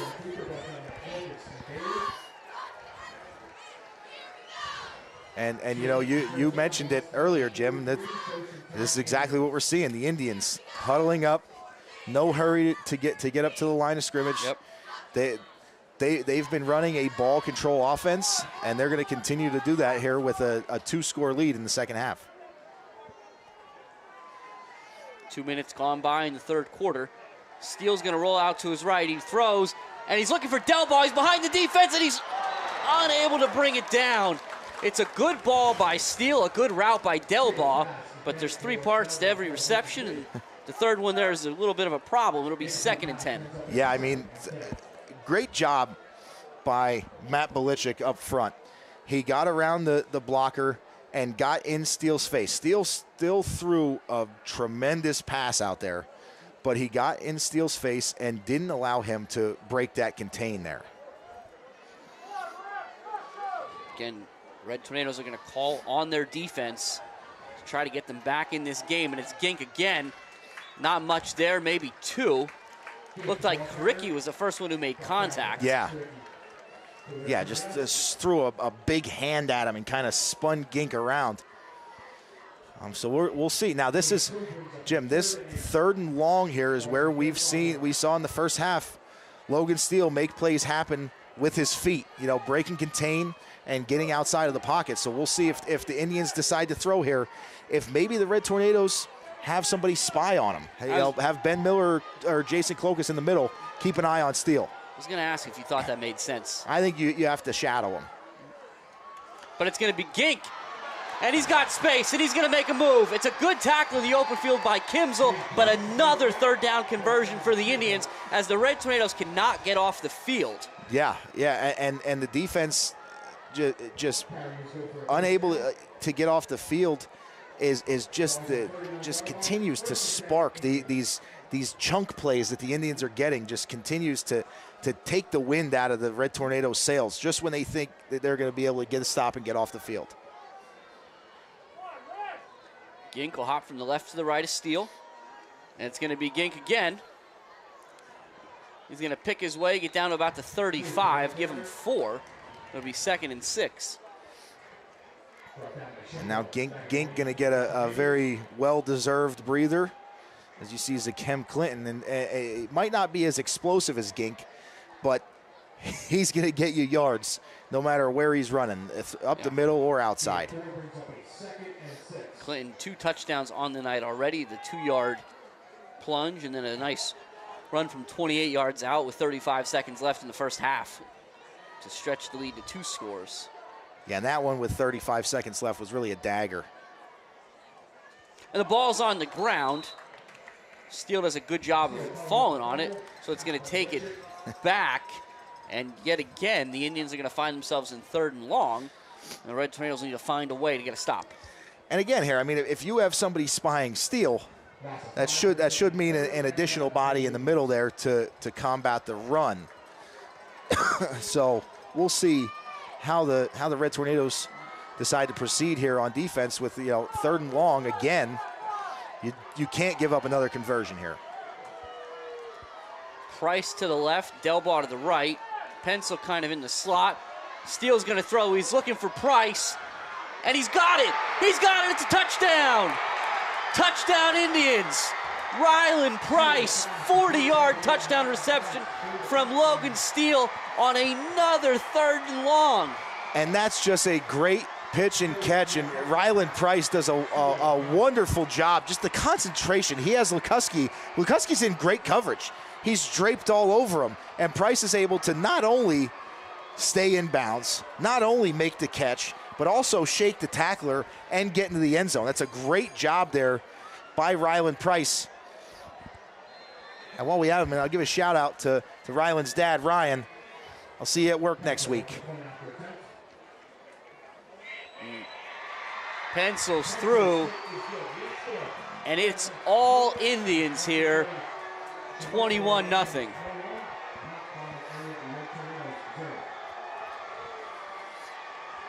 So again, we want to thank, we talked about tonight's sponsor, Brett and Allison Veach, for tonight. We also want to remind you, Thursday nights is Supper Club. Don't forget about Supper Club at Matucci's. It starts at 6:30, but the doors open at 5:45, and you want to find a way to get there as soon as you can to get a good seat. There's always current members of the football team, the band, cheerleaders, TV studio, etc. that are there, as well as an alumni guest. This week's alumni guest, this week being last night, was Dennis Lentini. Next week is Coach Veach. Coach Bob Veach Sr. will be there. And Supper Club will continue every Thursday night as long as the Red Tornado football season continues. While you're at Supper Club, don't forget you can buy those raffle tickets to win, for a chance to win a signed, game-worn Travis Kelce jersey provided by Brett Veach.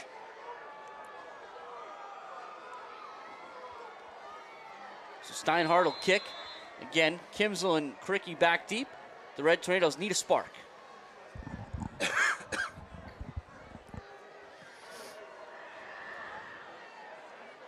It'll be Kimsel from the 6. He's going to try to find some space. This might have been, you said Phoenix. Yeah, I think it was. On the stop. But a good return from Kimsel out to about the 34. And again, certainly a lot of football left to be played tonight, but the Red Tornadoes do need to get moving here.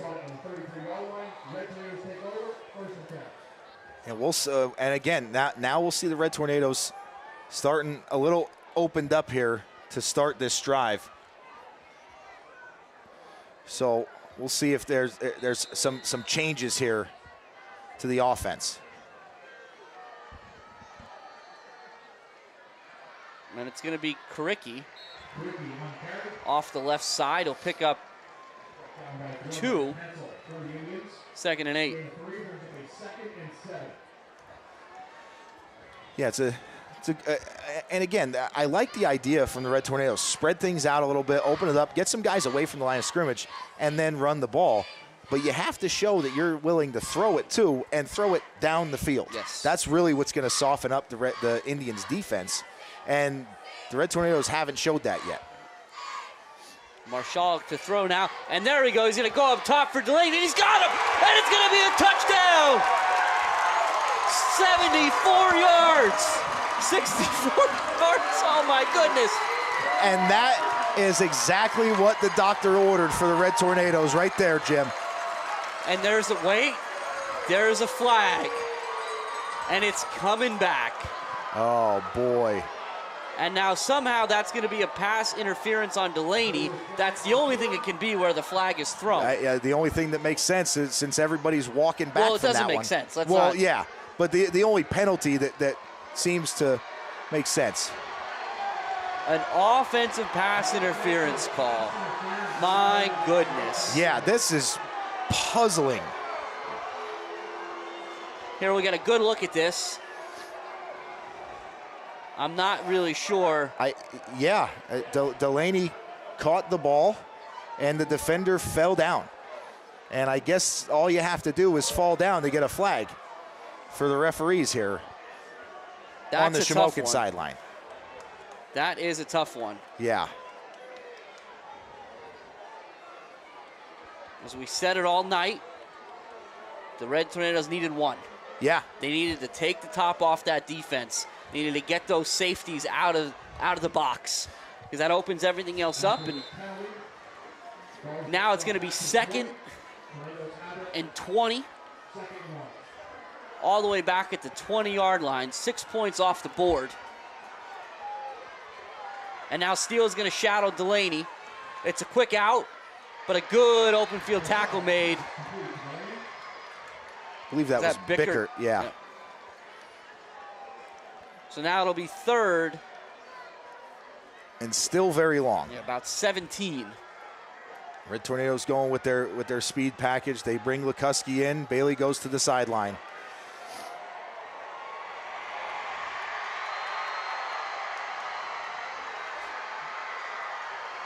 And the Shamokin crowd alive. Yes.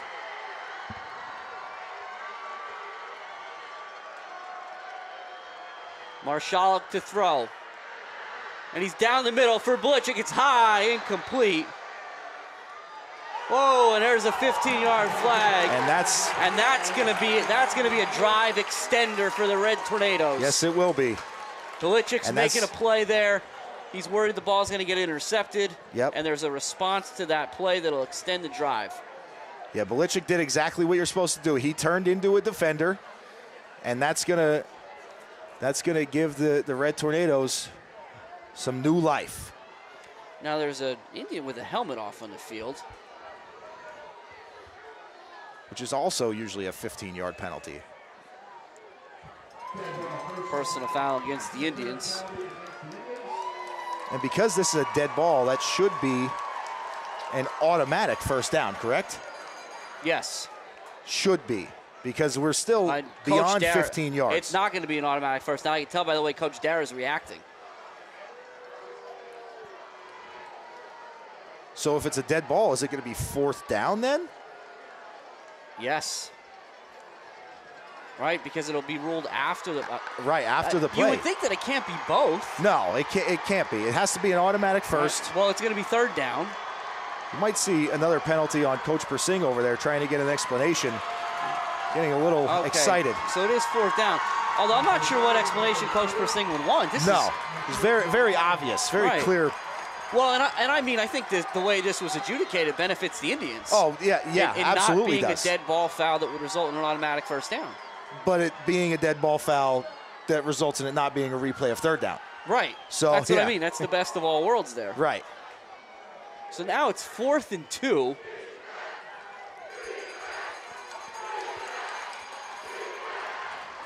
And it's Marshalik, and he's going to flip it out, and it's incomplete. Incomplete for Karicki, and the Indians are going to take over. 1st and 10. Wow. Inside Mount Carmel territory. What a roller coaster of a drive there for the Red Tornadoes to end that way. You give up 6 points because of the invisible pass interference call. I always like phantom. Yeah, the phantom pass interference call on the blade of grass over there on the sideline. You get the 15-yard personal foul penalty, and then you still end up with a turnover on downs. That's tough. Tough sequence of events there, but it's Indian ball, and it's Gink. We're going to get, I believe, a false start here on the Indians. It'll be 1st and 15. I'll move the football back to the 46-yard line. Again, you know, we talked about a lot of folks that support the program, support what we do here. Yeah. We'd be remiss to not acknowledge and appreciate all the help and support we've gotten from Cunningham of Forspring, Chris Cunningham, Keith Forspring. Again, we appreciate you guys, and again, wherever you're at, hopefully you're in here with us tonight, but if you're spending the night watching us on YouTube, hopefully you're enjoying yourself. And now it's Pencil, and he's going to be still on his feet. Should have lost another 5, but a great individual effort by Pencil. Yeah. We'll get him back to not the original line of scrimmage, but the line of scrimmage for the 1st and 15. As you see there, looks like 2 Red Tornadoes have a shot at him. And eventually, Cloacus will drag him down, but not before he got back to the 45. Yeah. Pencil and Steele, the two, the biggest ones, it seems like, are just so difficult to tackle. I mean, they're slippery, and they're able to just move and contort their bodies in ways that they can get off of these arm tackles of the Red Tornadoes. It's Gink to the left side. Going to get down to about the 35. Going to bring up 3rd and 4. Yeah, and again, I mean, getting this back to a 3rd and manageable after the penalty to start the drive is impressive to begin with, especially considering that it could have been a 2nd and 20. Yeah. If Pencil was tackled at the initial contact. The Indians have been Very difficult to stop on third down, but the Red Tornadoes need one here. It's Steele, and he's got a first down. Yes, he does. Now there is a flag, however. And when the officials throw those flags just in the middle of the fray, a lot of times that's a hold. Yeah. I think that's what we're going to see here. We'll get the official call.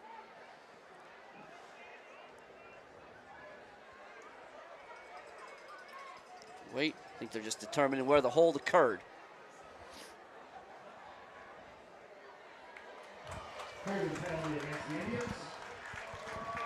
So they'll take it from, looks like they're going to walk it off from the 32. So it's going to get back, well, it's the 33, back to the 43.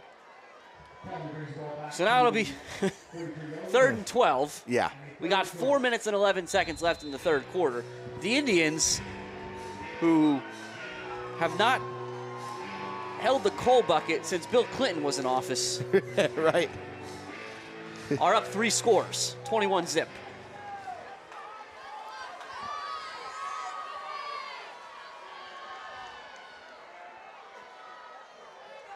Pencil hops out. He's now in a stack with Delbaugh. Steele's going to throw. He's looking that way. Over the middle. It's almost caught by Shuey. Yeah. My goodness. Kimsel tried to undercut the pass, which seems like a good play. But it was a little high, and Shuey, my goodness, I thought he was going to catch that. I thought he was going to bring that down with one hand. And realistically, it would have just played into kind of everything that's happened throughout the night so far for the Red Tornadoes. It seemed like all the breaks had kind of gone the Indians' way, rightfully so. I mean, they're working hard out there, but I really thought that Shuey was going to find a way to reel that one in. But credit to the Red Tornado defense for, you know, getting their stop that they needed to get the ball back to their offense. It's a high snap. Hockenbrock does a good job getting it down. It's a good end-over-end kick. Kimsel takes a fair catch at the 12. Excuse me, that's Delaney out there.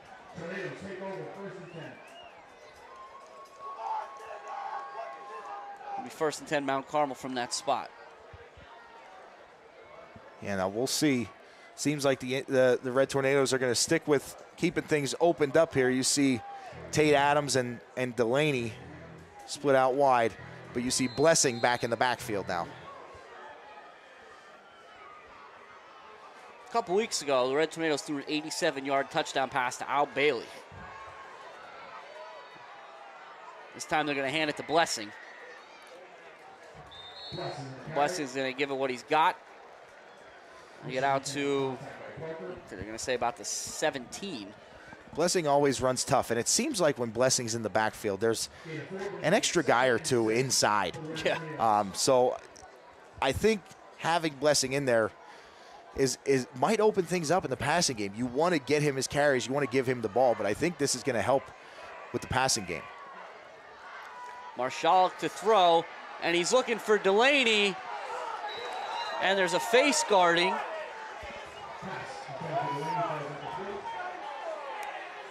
Now the officials are barking at the Red Tornado sideline. Yeah.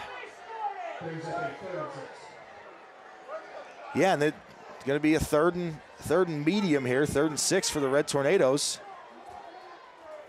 Yeah, so that's interesting. That was, the call is the call, good, bad, and different. But that was a very significant response I think the Red Tornado sideline receives right there. Yeah, I agree.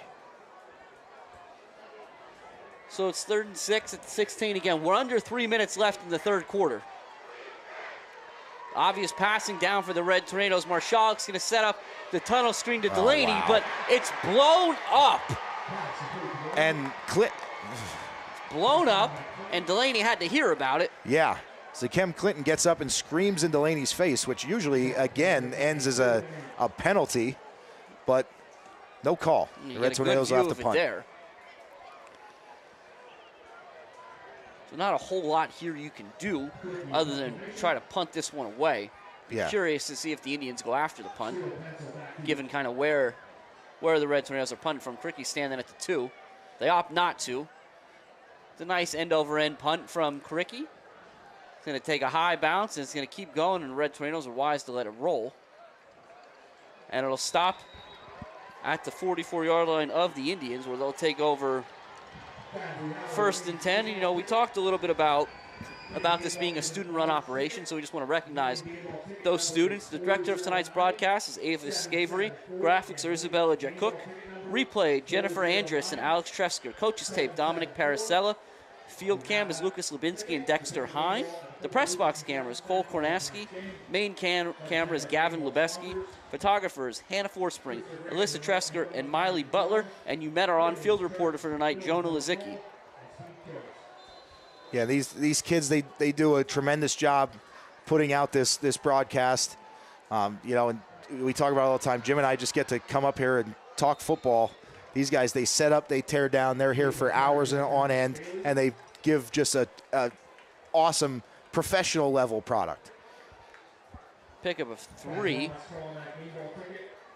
from Gink. It'll be 2nd and 7.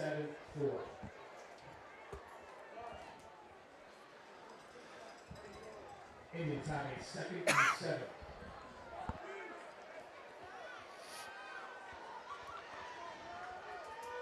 So again, it's Delbaugh and Price. This is the look the Indians have given the Red Tornadoes most of the night. Steele's going to roll out to his right, and he's got Delbaugh. And now there's going to be a first down there. Yeah, down to the 36-yard line. Yeah, that's a big gain there from the Indians to start that drive.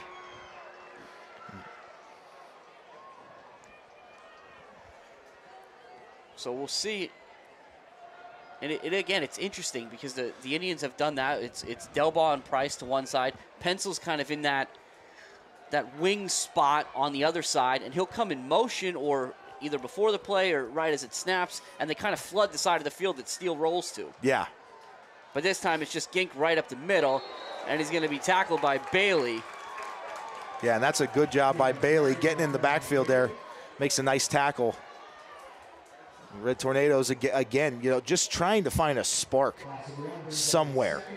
Well, and again, I think we said it before, if you're Coach Persing, given the way it's always good to have a first down, but given the way your team's picked up third downs, it's almost like, yeah, we'll do third down every time. Right. That's fine. Right. We'll continue to kind of tick time off this clock. And yeah, I think we've only seen Hockenbrock punt twice. Yep. And one was well angled out of bounds, and the other was a fair catch. Yeah. And now it's Steele to throw, and he's looking for, and it's intercepted by Morganti. Again, Morganti. Johnny on the spot. We can't say it enough. Every week the kid makes a play.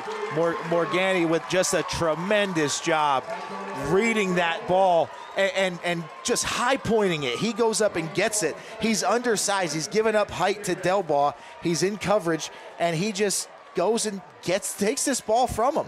Well, and my favorite part of that whole play is Morganti realizes the ball's a little bit underthrown. Yeah. So he puts himself in position, but then I don't know if it's the way it was traveling or what. He almost readjusted and said, wait, this is a little further than I thought. Yeah. But no matter what happened, he did a great job. And now you're going to see he gets an opportunity here on offense for his efforts. Morganti on a go route. Let's see what we got. Let's see it. 95 yards. Trips to the right, Morganti's alone to the left. Marshall straight back, and he's looking for him, and he's got Morganti just out of his reach. Morganti had his defender beat. He had the leverage. Yes. He had the leverage. That ball's just a little bit more on Morganti on that post route, and that's a huge completion. But either way, I mean, Morganti runs a good route, and Marshall throws a good ball out there. And I like seeing the Red Tornadoes open things up, especially not being afraid to, you really can't at this point of the game, but not being afraid to do it backed up this deep in your territory. That throw to Morganti, that's like the football version of a heat check. Yeah. Right? Absolutely. Let's keep this going. Marshall, he's got to get it out, and he has it to Belichick, who's as sure-handed as anybody you've got. It's a good tackle out there to end the third quarter. Yeah, so after 3 quarters, the Indians lead 21-0 here and are 12 minutes away from capping an undefeated regular season with a Cole bucket victory. But, and it's a big but, Dan, still got 12 minutes to go here. Absolutely, and a lot of things can happen in 12 minutes. We've seen a ton of stuff happen in 12 minutes. The Red Tornadoes, we've seen the quick strike ability on the negated touchdown to Delaney. I mean, how quickly that they can score and they can turn the tide. The defense has stood up. On the last 2 drives, they forced a punt and a turnover. So now we will see, can the offense help out their defense a little bit? The defense, again, we talked about it. The Indians average nearly 40 points a game. They've only scored 3 times here. Yeah. But offensively is where the Red Tornadoes really need to find it. They got to step up, and it's going to start here on 3rd down, getting a conversion and keeping the chains moving. And I think, if you're the Red Tornado defense, again, you look at that and you say, 2 of those touchdowns were tremendous individual efforts, one by Clinton and one by Ryland Price. Yes. Absolutely. And realistically, the first one, the short yardage touchdown by Clinton, doesn't happen without the huge gain to pencil. So big plays have been the spark for the Indians. Red Tornadoes looking for that opportunity as well. You get a big play as a spark. And it's a Wildcat again for the Red Tornadoes. It's Marshalik, Belichick, and Delaney split left. It's Blessing in the backfield. He's going to take the snap. He's got Bailey in front of him. It's Blessing to the left side. He's going to have the first, I think. I'm going to wait for there it is. Yep, first down. So it does work out for Mount Carmel. And Max Karicki and Bailey will come to the sideline as the Red Tornadoes want to open it back up. They send out Lukuski and Adams. So now it'll be 4 wide. Delaney and Belichick to the right, Adams and Lukuski to the left. Blessing still in the backfield with Marshalik. And Marshalik is crushed. And that's Zakem Clinton, who came off the left edge, and Marshalik never had a chance. Yeah, and Clinton has had a huge game on the defensive side of the ball to go along with his 2 touchdowns he has on the offensive side of the ball. He's been doing it all. And, I mean, coming into this week, Clinton has 4 sacks on the season and only 3 hurries, 1 pass defense. He's probably doubled those numbers minus the sacks. That was his first sack of the game, but he's had at least 3 hurries. He's had a pass defense. He's been all over the place. And now the Red Tornadoes got to hurry here. They made some substitutions. And Marshalik is going to throw. And he's had open Delaney, but high and wide. And the Red Tornadoes are going to have to punt here to start the 4th quarter.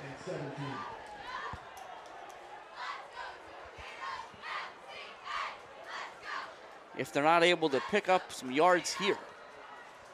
Good save, Jim. So we'll see, again, the kind of catch-22 the Red Tornadoes find themselves in here is when they want to open it up and go with 4 wide. The Indians seem to be sending an extra blitzer. Yeah. Just got to see where Zakem Clinton is. You also have Phoenix to worry about coming off the other edge. And here he comes. And that's what it was, Dan. You could see it coming. Phoenix came right off the edge. When the Indians bring the edge rushers, the Red Tornadoes don't have an answer. And it does look like there is someone down in the backfield. That's Gavin Demko.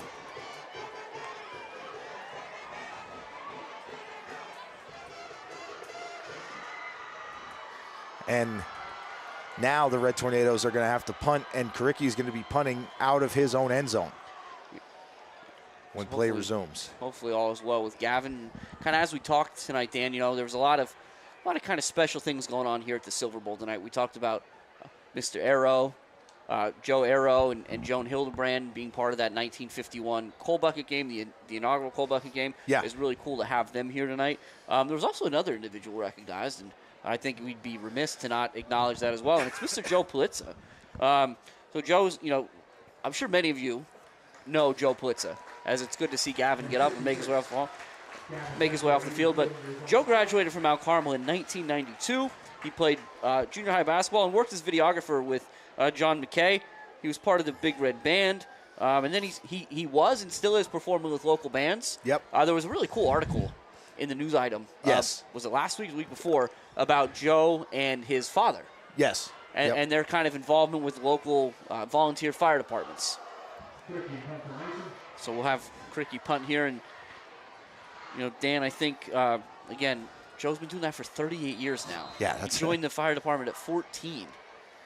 I think you have some insights on a lot of that as we watch Cricky's punt. And it's a good punt. It's a really good punt. It's going to take a nice bounce, and Koski's going to grab it right at midfield. But yeah, Dan, as we kind of change possession here, I know you had some stuff with Joe. You have some experience, some conversations. Yeah. I mean, I get to see Joe a lot, working with the Coltmont Fire Department, which is where Joe's father was fire chief for many, many years, and that's where Joe got his start at 14. He's also works fire police with multiple different boroughs. But the biggest thing that Joe wanted to come of this entire thing about his father and about himself is that volunteer numbers are down tremendously. So if you have the urge, if you have the desire to do it, get out there, get an application, sign up for your local fire department. It's a good carry by Gink. He's going to pick up 8.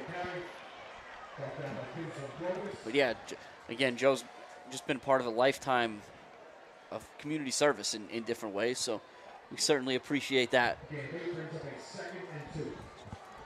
10 minutes here. Again, if the Red Tornadoes can't find a way to turn this around, it's going to be a pretty exciting night for Mr. Persing. Yes, it absolutely will be, and for all those fans in the stands who played in years past, who never got an opportunity to see that coal bucket, they are thinking right now that this might be their year. And it's going to be a false start. Well, it's a false start. We'll call it a legal procedure, whatever we want to call it here. Somebody started a little bit early. Yeah. Either way, it's going to be a 5 yards backwards for the Indians.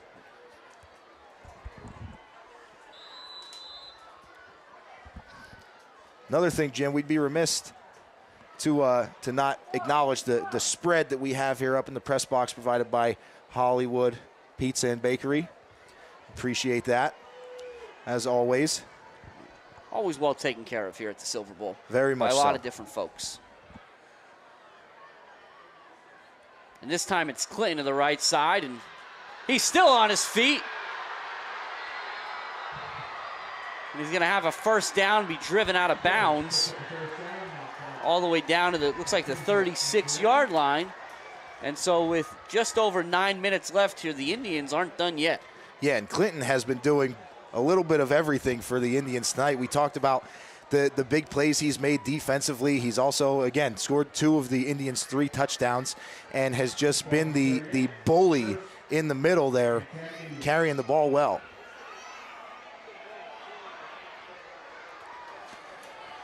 It'll be that same look from the Indians that's been very successful for them so far. Pencil will come in motion across the formation. We'll see if Steele rolls that way. It'll be a handoff to Clinton. And it'll be stacked up down to the 35. Still a nice gain of 3. Yeah, and we saw it a little bit late there in the third quarter, but I don't anticipate seeing a whole lot of it moving forward here of Steele doing anything but taking the snap and handing it to Gink, or taking the snap and handing it to Clinton. With the game well in hand currently and time ticking down, I think Coach Persing can kind of see the writing on the wall, doesn't want to take too many chances. And realistically, with the success that the backs have been having, might not have to. And as we see that, okay, Steele's going to run it. And he's going to run right into the waiting arms of Karicki. So he'll pick up, we'll say nothing really on that one. It'll be 3rd and 7. I thought I was going to be proven wrong there as I was still getting the thought out when I saw an empty backfield, but thankfully Steele tucked it and ran. But again, the Indians just no rush, 15 seconds on the clock. They're jogging out there to the line of scrimmage. They know that the more time they take, the closer they are to capturing that elusive coal bucket. There you go, Dan. Steele the throw, and it's almost intercepted by Chase Belichick. Another guy who always finds himself near the football. Be 4th and 7. I'd be curious to see what Coach Persing does here. Realistically, Jim, I'd give the ball to Ginker Clinton. Yeah, that's what I was. I'd give it to Clinton. Looks like Hockenbrock's going to kick. And honestly, given the way he has kicked tonight, although now I'm not so sure. There's a little muddle huddle here. Nope. Hockenbrock tricked me. He was stretching his leg out. Keep an eye on number 8 here. Steele's going to throw. And he's under pressure, and he floats it. And it's intercepted by Morgani again. Oh, my goodness. Morgani in great coverage against Chase Pencil there. Just does a good job. He turns into a basketball player, and he boxes Pencil out and goes up again and high points that ball. It's like he's going up and getting a rebound and rips it down for his second interception of the day. Great, been a great day for Johnny Morgani on the defensive side of the ball. Field position has favored the Indians all night tonight. This drive for the Red Tornadoes is no different. Starts inside their own 20, back at the 17-yard line. And again, 7 minutes, 11 seconds left here. They're down 21-0. Marshalik to throw. It's in and out of the hands of Adams. But I think there's going to be a hold on the Red Tornadoes here anyway. Yes. And as we've seen at different points this season, the Red Tornadoes struggle to get out of their own way. Yeah.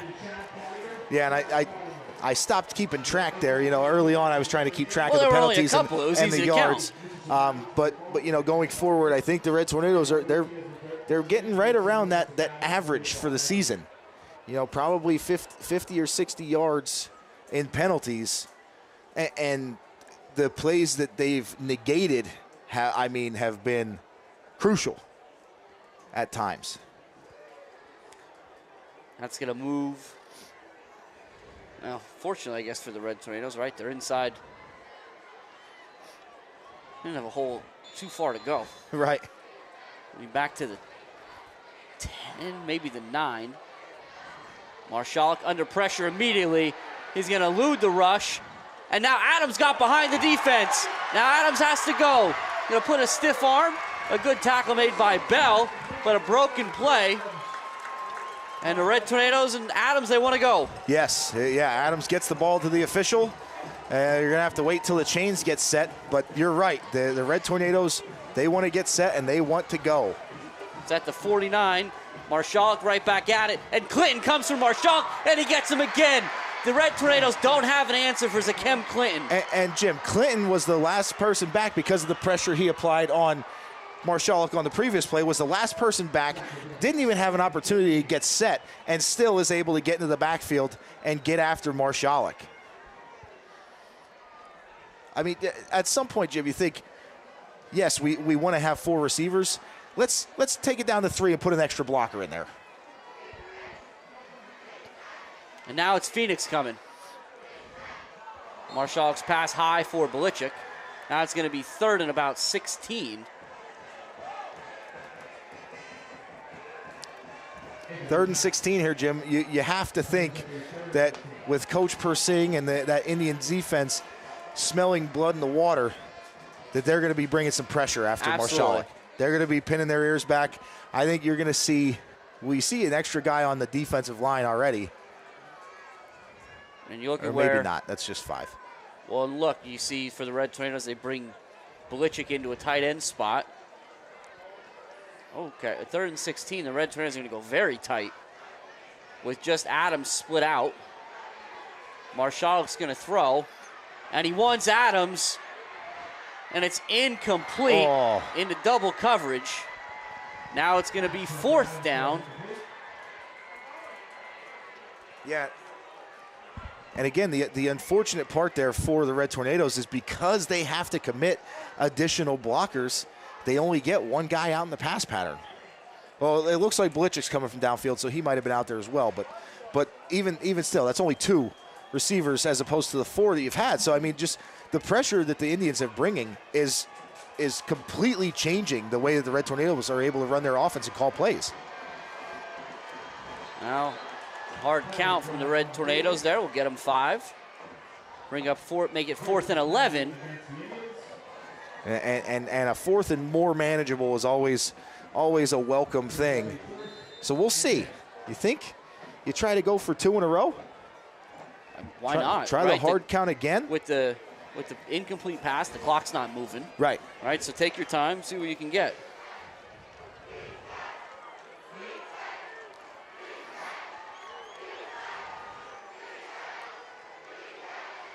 But Marshalik to throw, and he's got to throw it for Delaney, incomplete.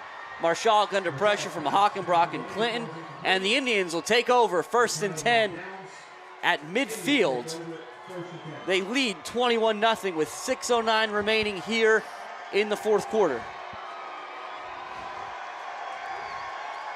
Dodgers-Yankees, 0-0 in the bottom of the 3rd, for those of you curious. Absolutely. We're going to keep an eye on that one.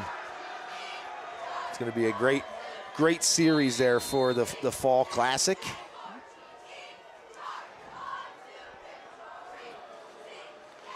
Don't forget Supper Club next Thursday night. Coach Veach, special alumni guest. 6:30 at Matucci's. Be there when the doors open at 5:45 if you want the best seats in the house. Gink to the right side. Going to try to shed a tackler, and he stays on his feet. Does a nice job there. But the Red Tornadoes will stop him right at the line of scrimmage, 2nd and 10. Yeah, I think Morgani was the first one there. Of course he was. At the point of attack. He did a good job just not letting Gink get away from him until he could get some additional help there.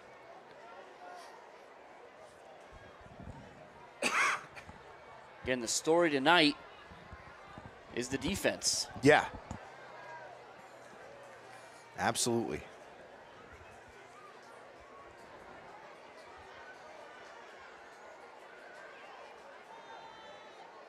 It's going to be Gink again. Going to be taken down. Yeah, that time I believe it was Shimko. Yeah, I was going to say it was a big boy out there that grabbed Gink. So nice play. Forward progress will give him maybe 2 yards, 2, maybe 3. 3rd and about 7, it looks like. And again, the Indians in no hurry here, but they do bring Pencil back into the game, so you think they might be looking to put it in the air. I mean, I would say why not? Yeah. Some of your biggest plays have been at least steal on the move. Yes. But it'll be Gink. And Gink's going to be snatched up by Shimko again. So it'll be 4th and 7. No gain there, and Coach Dara is going to call a timeout. Yeah. Try to preserve whatever time left he can. 4 minutes and 25 seconds remaining here in the 73rd annual Coal Bucket game. Now again, we talked about Jose and everything Jose gives us and all he's able to provide with us. So we've been talking about 1951 and, you know, Joe Arrow and Joan Hildebrand, honorary captains tonight, were here because they played in the night. They were part of the 1951 Coal Bucket game. But this series with Shamokin actually goes back quite a bit further, all the way back to 1908. This is the 116th matchup between Mount Carmel and Shamokin. The Red Tornadoes hold the commanding 80-25, 80-25-10 record, 10 ties. Missed the days when football used to end in ties, right? Right. And as far as the Coal Bucket itself, again, the Red Tornadoes 55-15-2 in the first 72 matchups. Again, 27 of those were consecutive here. Yeah. But, you know, you often say the record books don't matter in rivalry games, and that certainly seems to be the case tonight, at least in those historical records. On the field, the Indians have been very good all season, coming in at a tremendous 9-0. And Hockenbrock will punt. And it's another good punt from Hockenbrock. Morgani's going to take it at the 10 and try to make some magic happen. He's going to run through one tackler, put his head down, and get to the 19. Yeah, Phoenix in there, along with, I believe it was Montgomery. No, I'm sorry, that was the other linebacker, Parker. There to tackle Morgani, and you have to commit a couple guys to Morgani when he gets the ball in his hands, especially on those punt returns, because we have seen him be very, very electric when he gets an opportunity, but the Indians do a really good job of covering it there.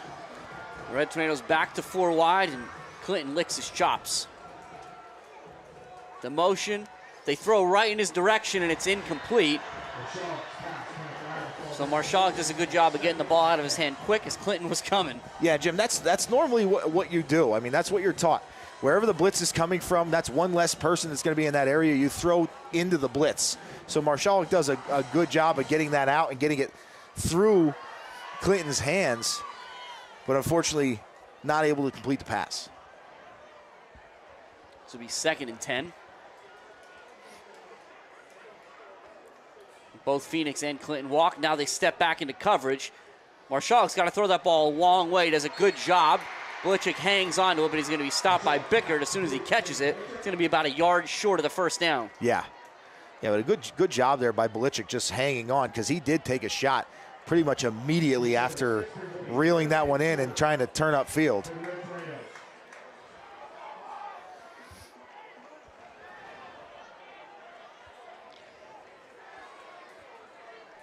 .345 and counting remaining here. It's Blessing.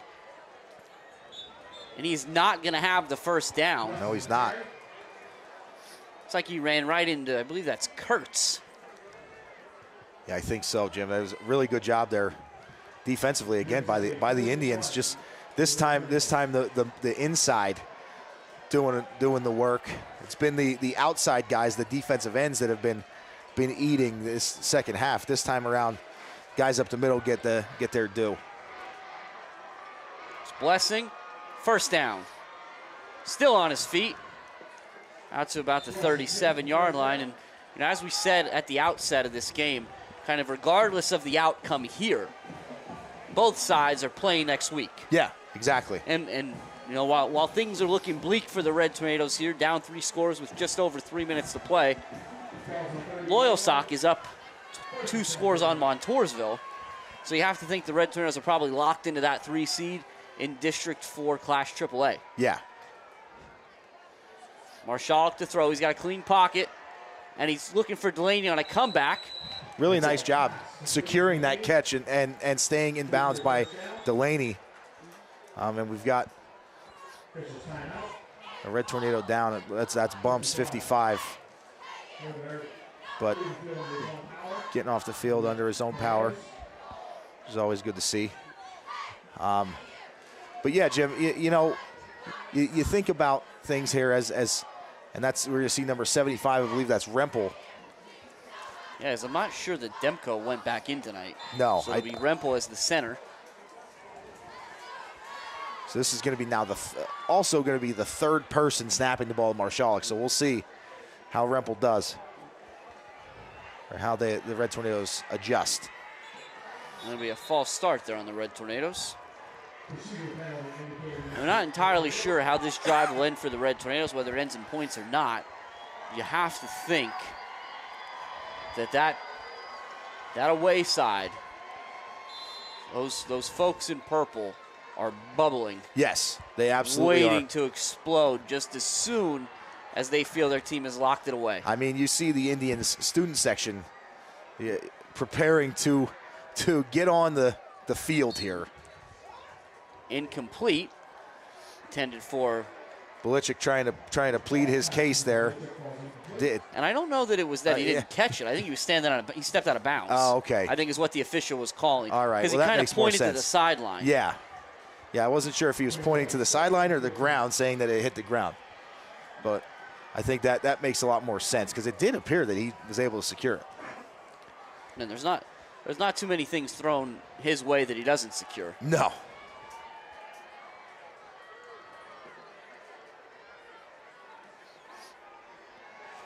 Marshall takes a shot, and it's going to be intercepted by Bickert, but it's out of bounds, so it'll be incomplete.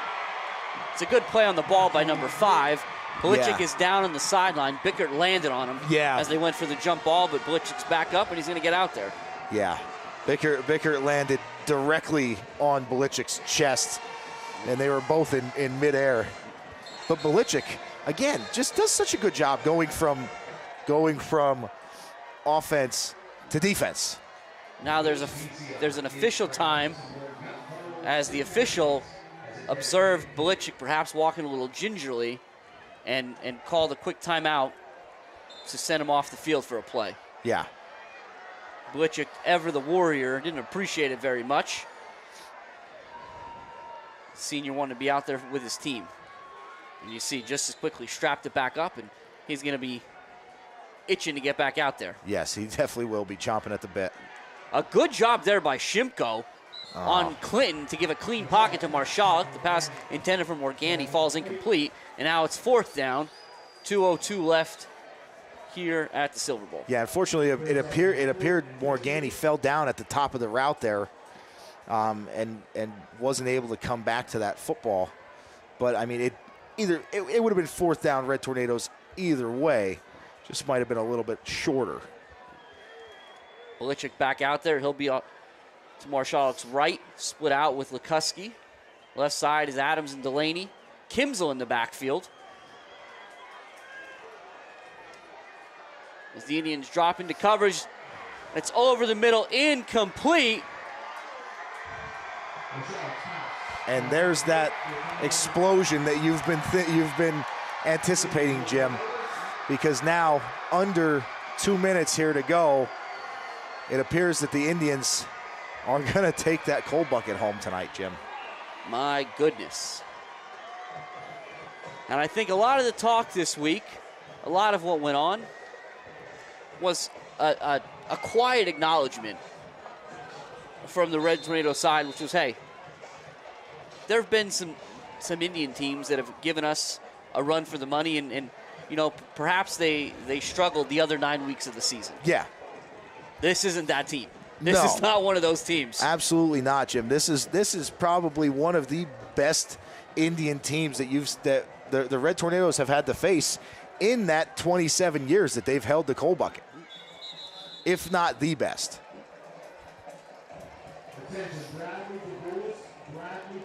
Clinton for 3 yards, and again, he's a kid that at the end of the game, I don't know that I want to be trying to tackle him.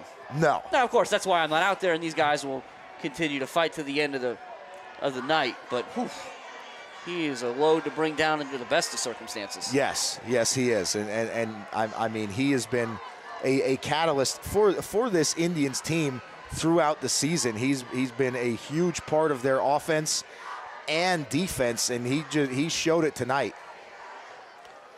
Playing again, and he's still on his feet. Still on his feet, finishing runs down to the 35-yard line. The clock will stop momentarily as they set the chains, but we got 66 seconds left here in the 73rd Silver Bowl. Coal bucket at the Silver Bowl. Yeah, Jim, you know, this is one of those situations for the Red Tornadoes, and you know, we've had games like this. I've played in games like this, now not the coal bucket game, but games where you take a tough, hard-fought loss, and Coach Carm, who's now over there on the other sideline, we would talk about it at the end of the game. You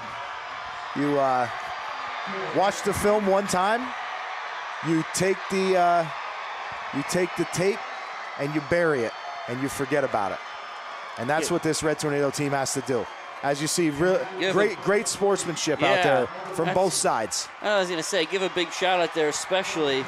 Looked like it was Price, it was Steele, it was Chase Anderson, those guys that before they even went to celebrate with their team, they touched base with a couple of those Red Tornado guys. And that's, you know, you talk about it. Game recognizes game, Jim. And the clock has officially struck 0. And thus ends the Red Tornadoes' reign of terror over the Indians. 28 years ends tonight. And a new streak will start when these two teams meet up in 2025. But at both teams, interestingly enough, Dan, if you kind of looked at the paper and listened to the way Coach Dara and Coach Persing talked about it, they tried to downplay the importance of this game to some extent because, again, in this case, both teams are playing next week. They've got a lot more to play for. They've got trophies to play for now. And that's and Coach Persing especially referenced that they want to win tonight. They want to be able to celebrate. Absolutely. But they've got 2 more championships they're looking for. As you and see, a state title, and a district title, and a state title. That's right. As you see, Coach Persing there raising the coal bucket, now filled with purple and white flowers. And Jim, considering the Red Tornadoes have had that bucket since 1996, that's the first time I've ever actually been able to see it with purple and white flowers in there. Well, I think we jokingly kind of asked to some extent what happens. How does this transition go? Yeah, right. And it seems to have gone up to this point at least fairly well. Yeah, without incident. You see, there's some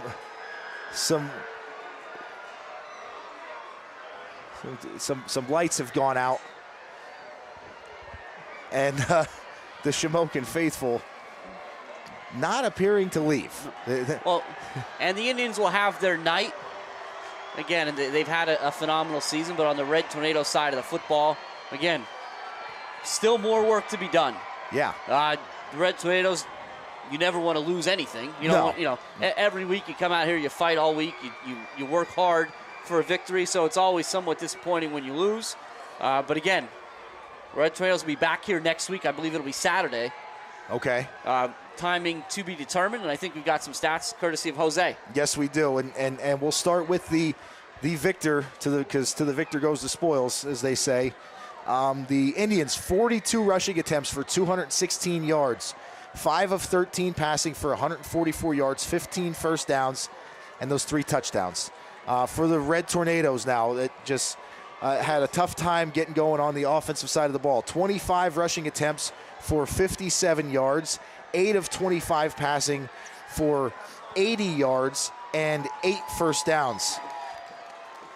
So those are the numbers, and the numbers are very indicative of what happened on the field.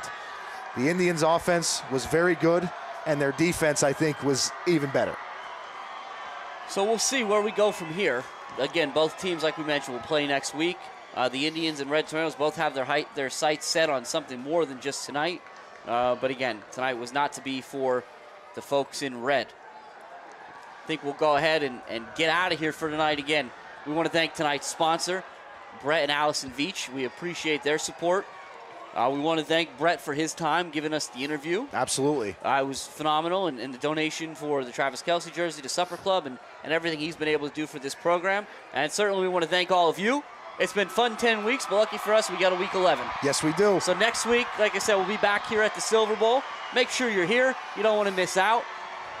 So I'm Jim Lesko. And I'm Dan Lesko. And for Jose Gonzalo, this has been a WKMC TV broadcast where the Shamokin Indians capped their undefeated season with a cold bucket victory. So we will see you next week where the Red Tornadoes march on. Thanks, and stay safe.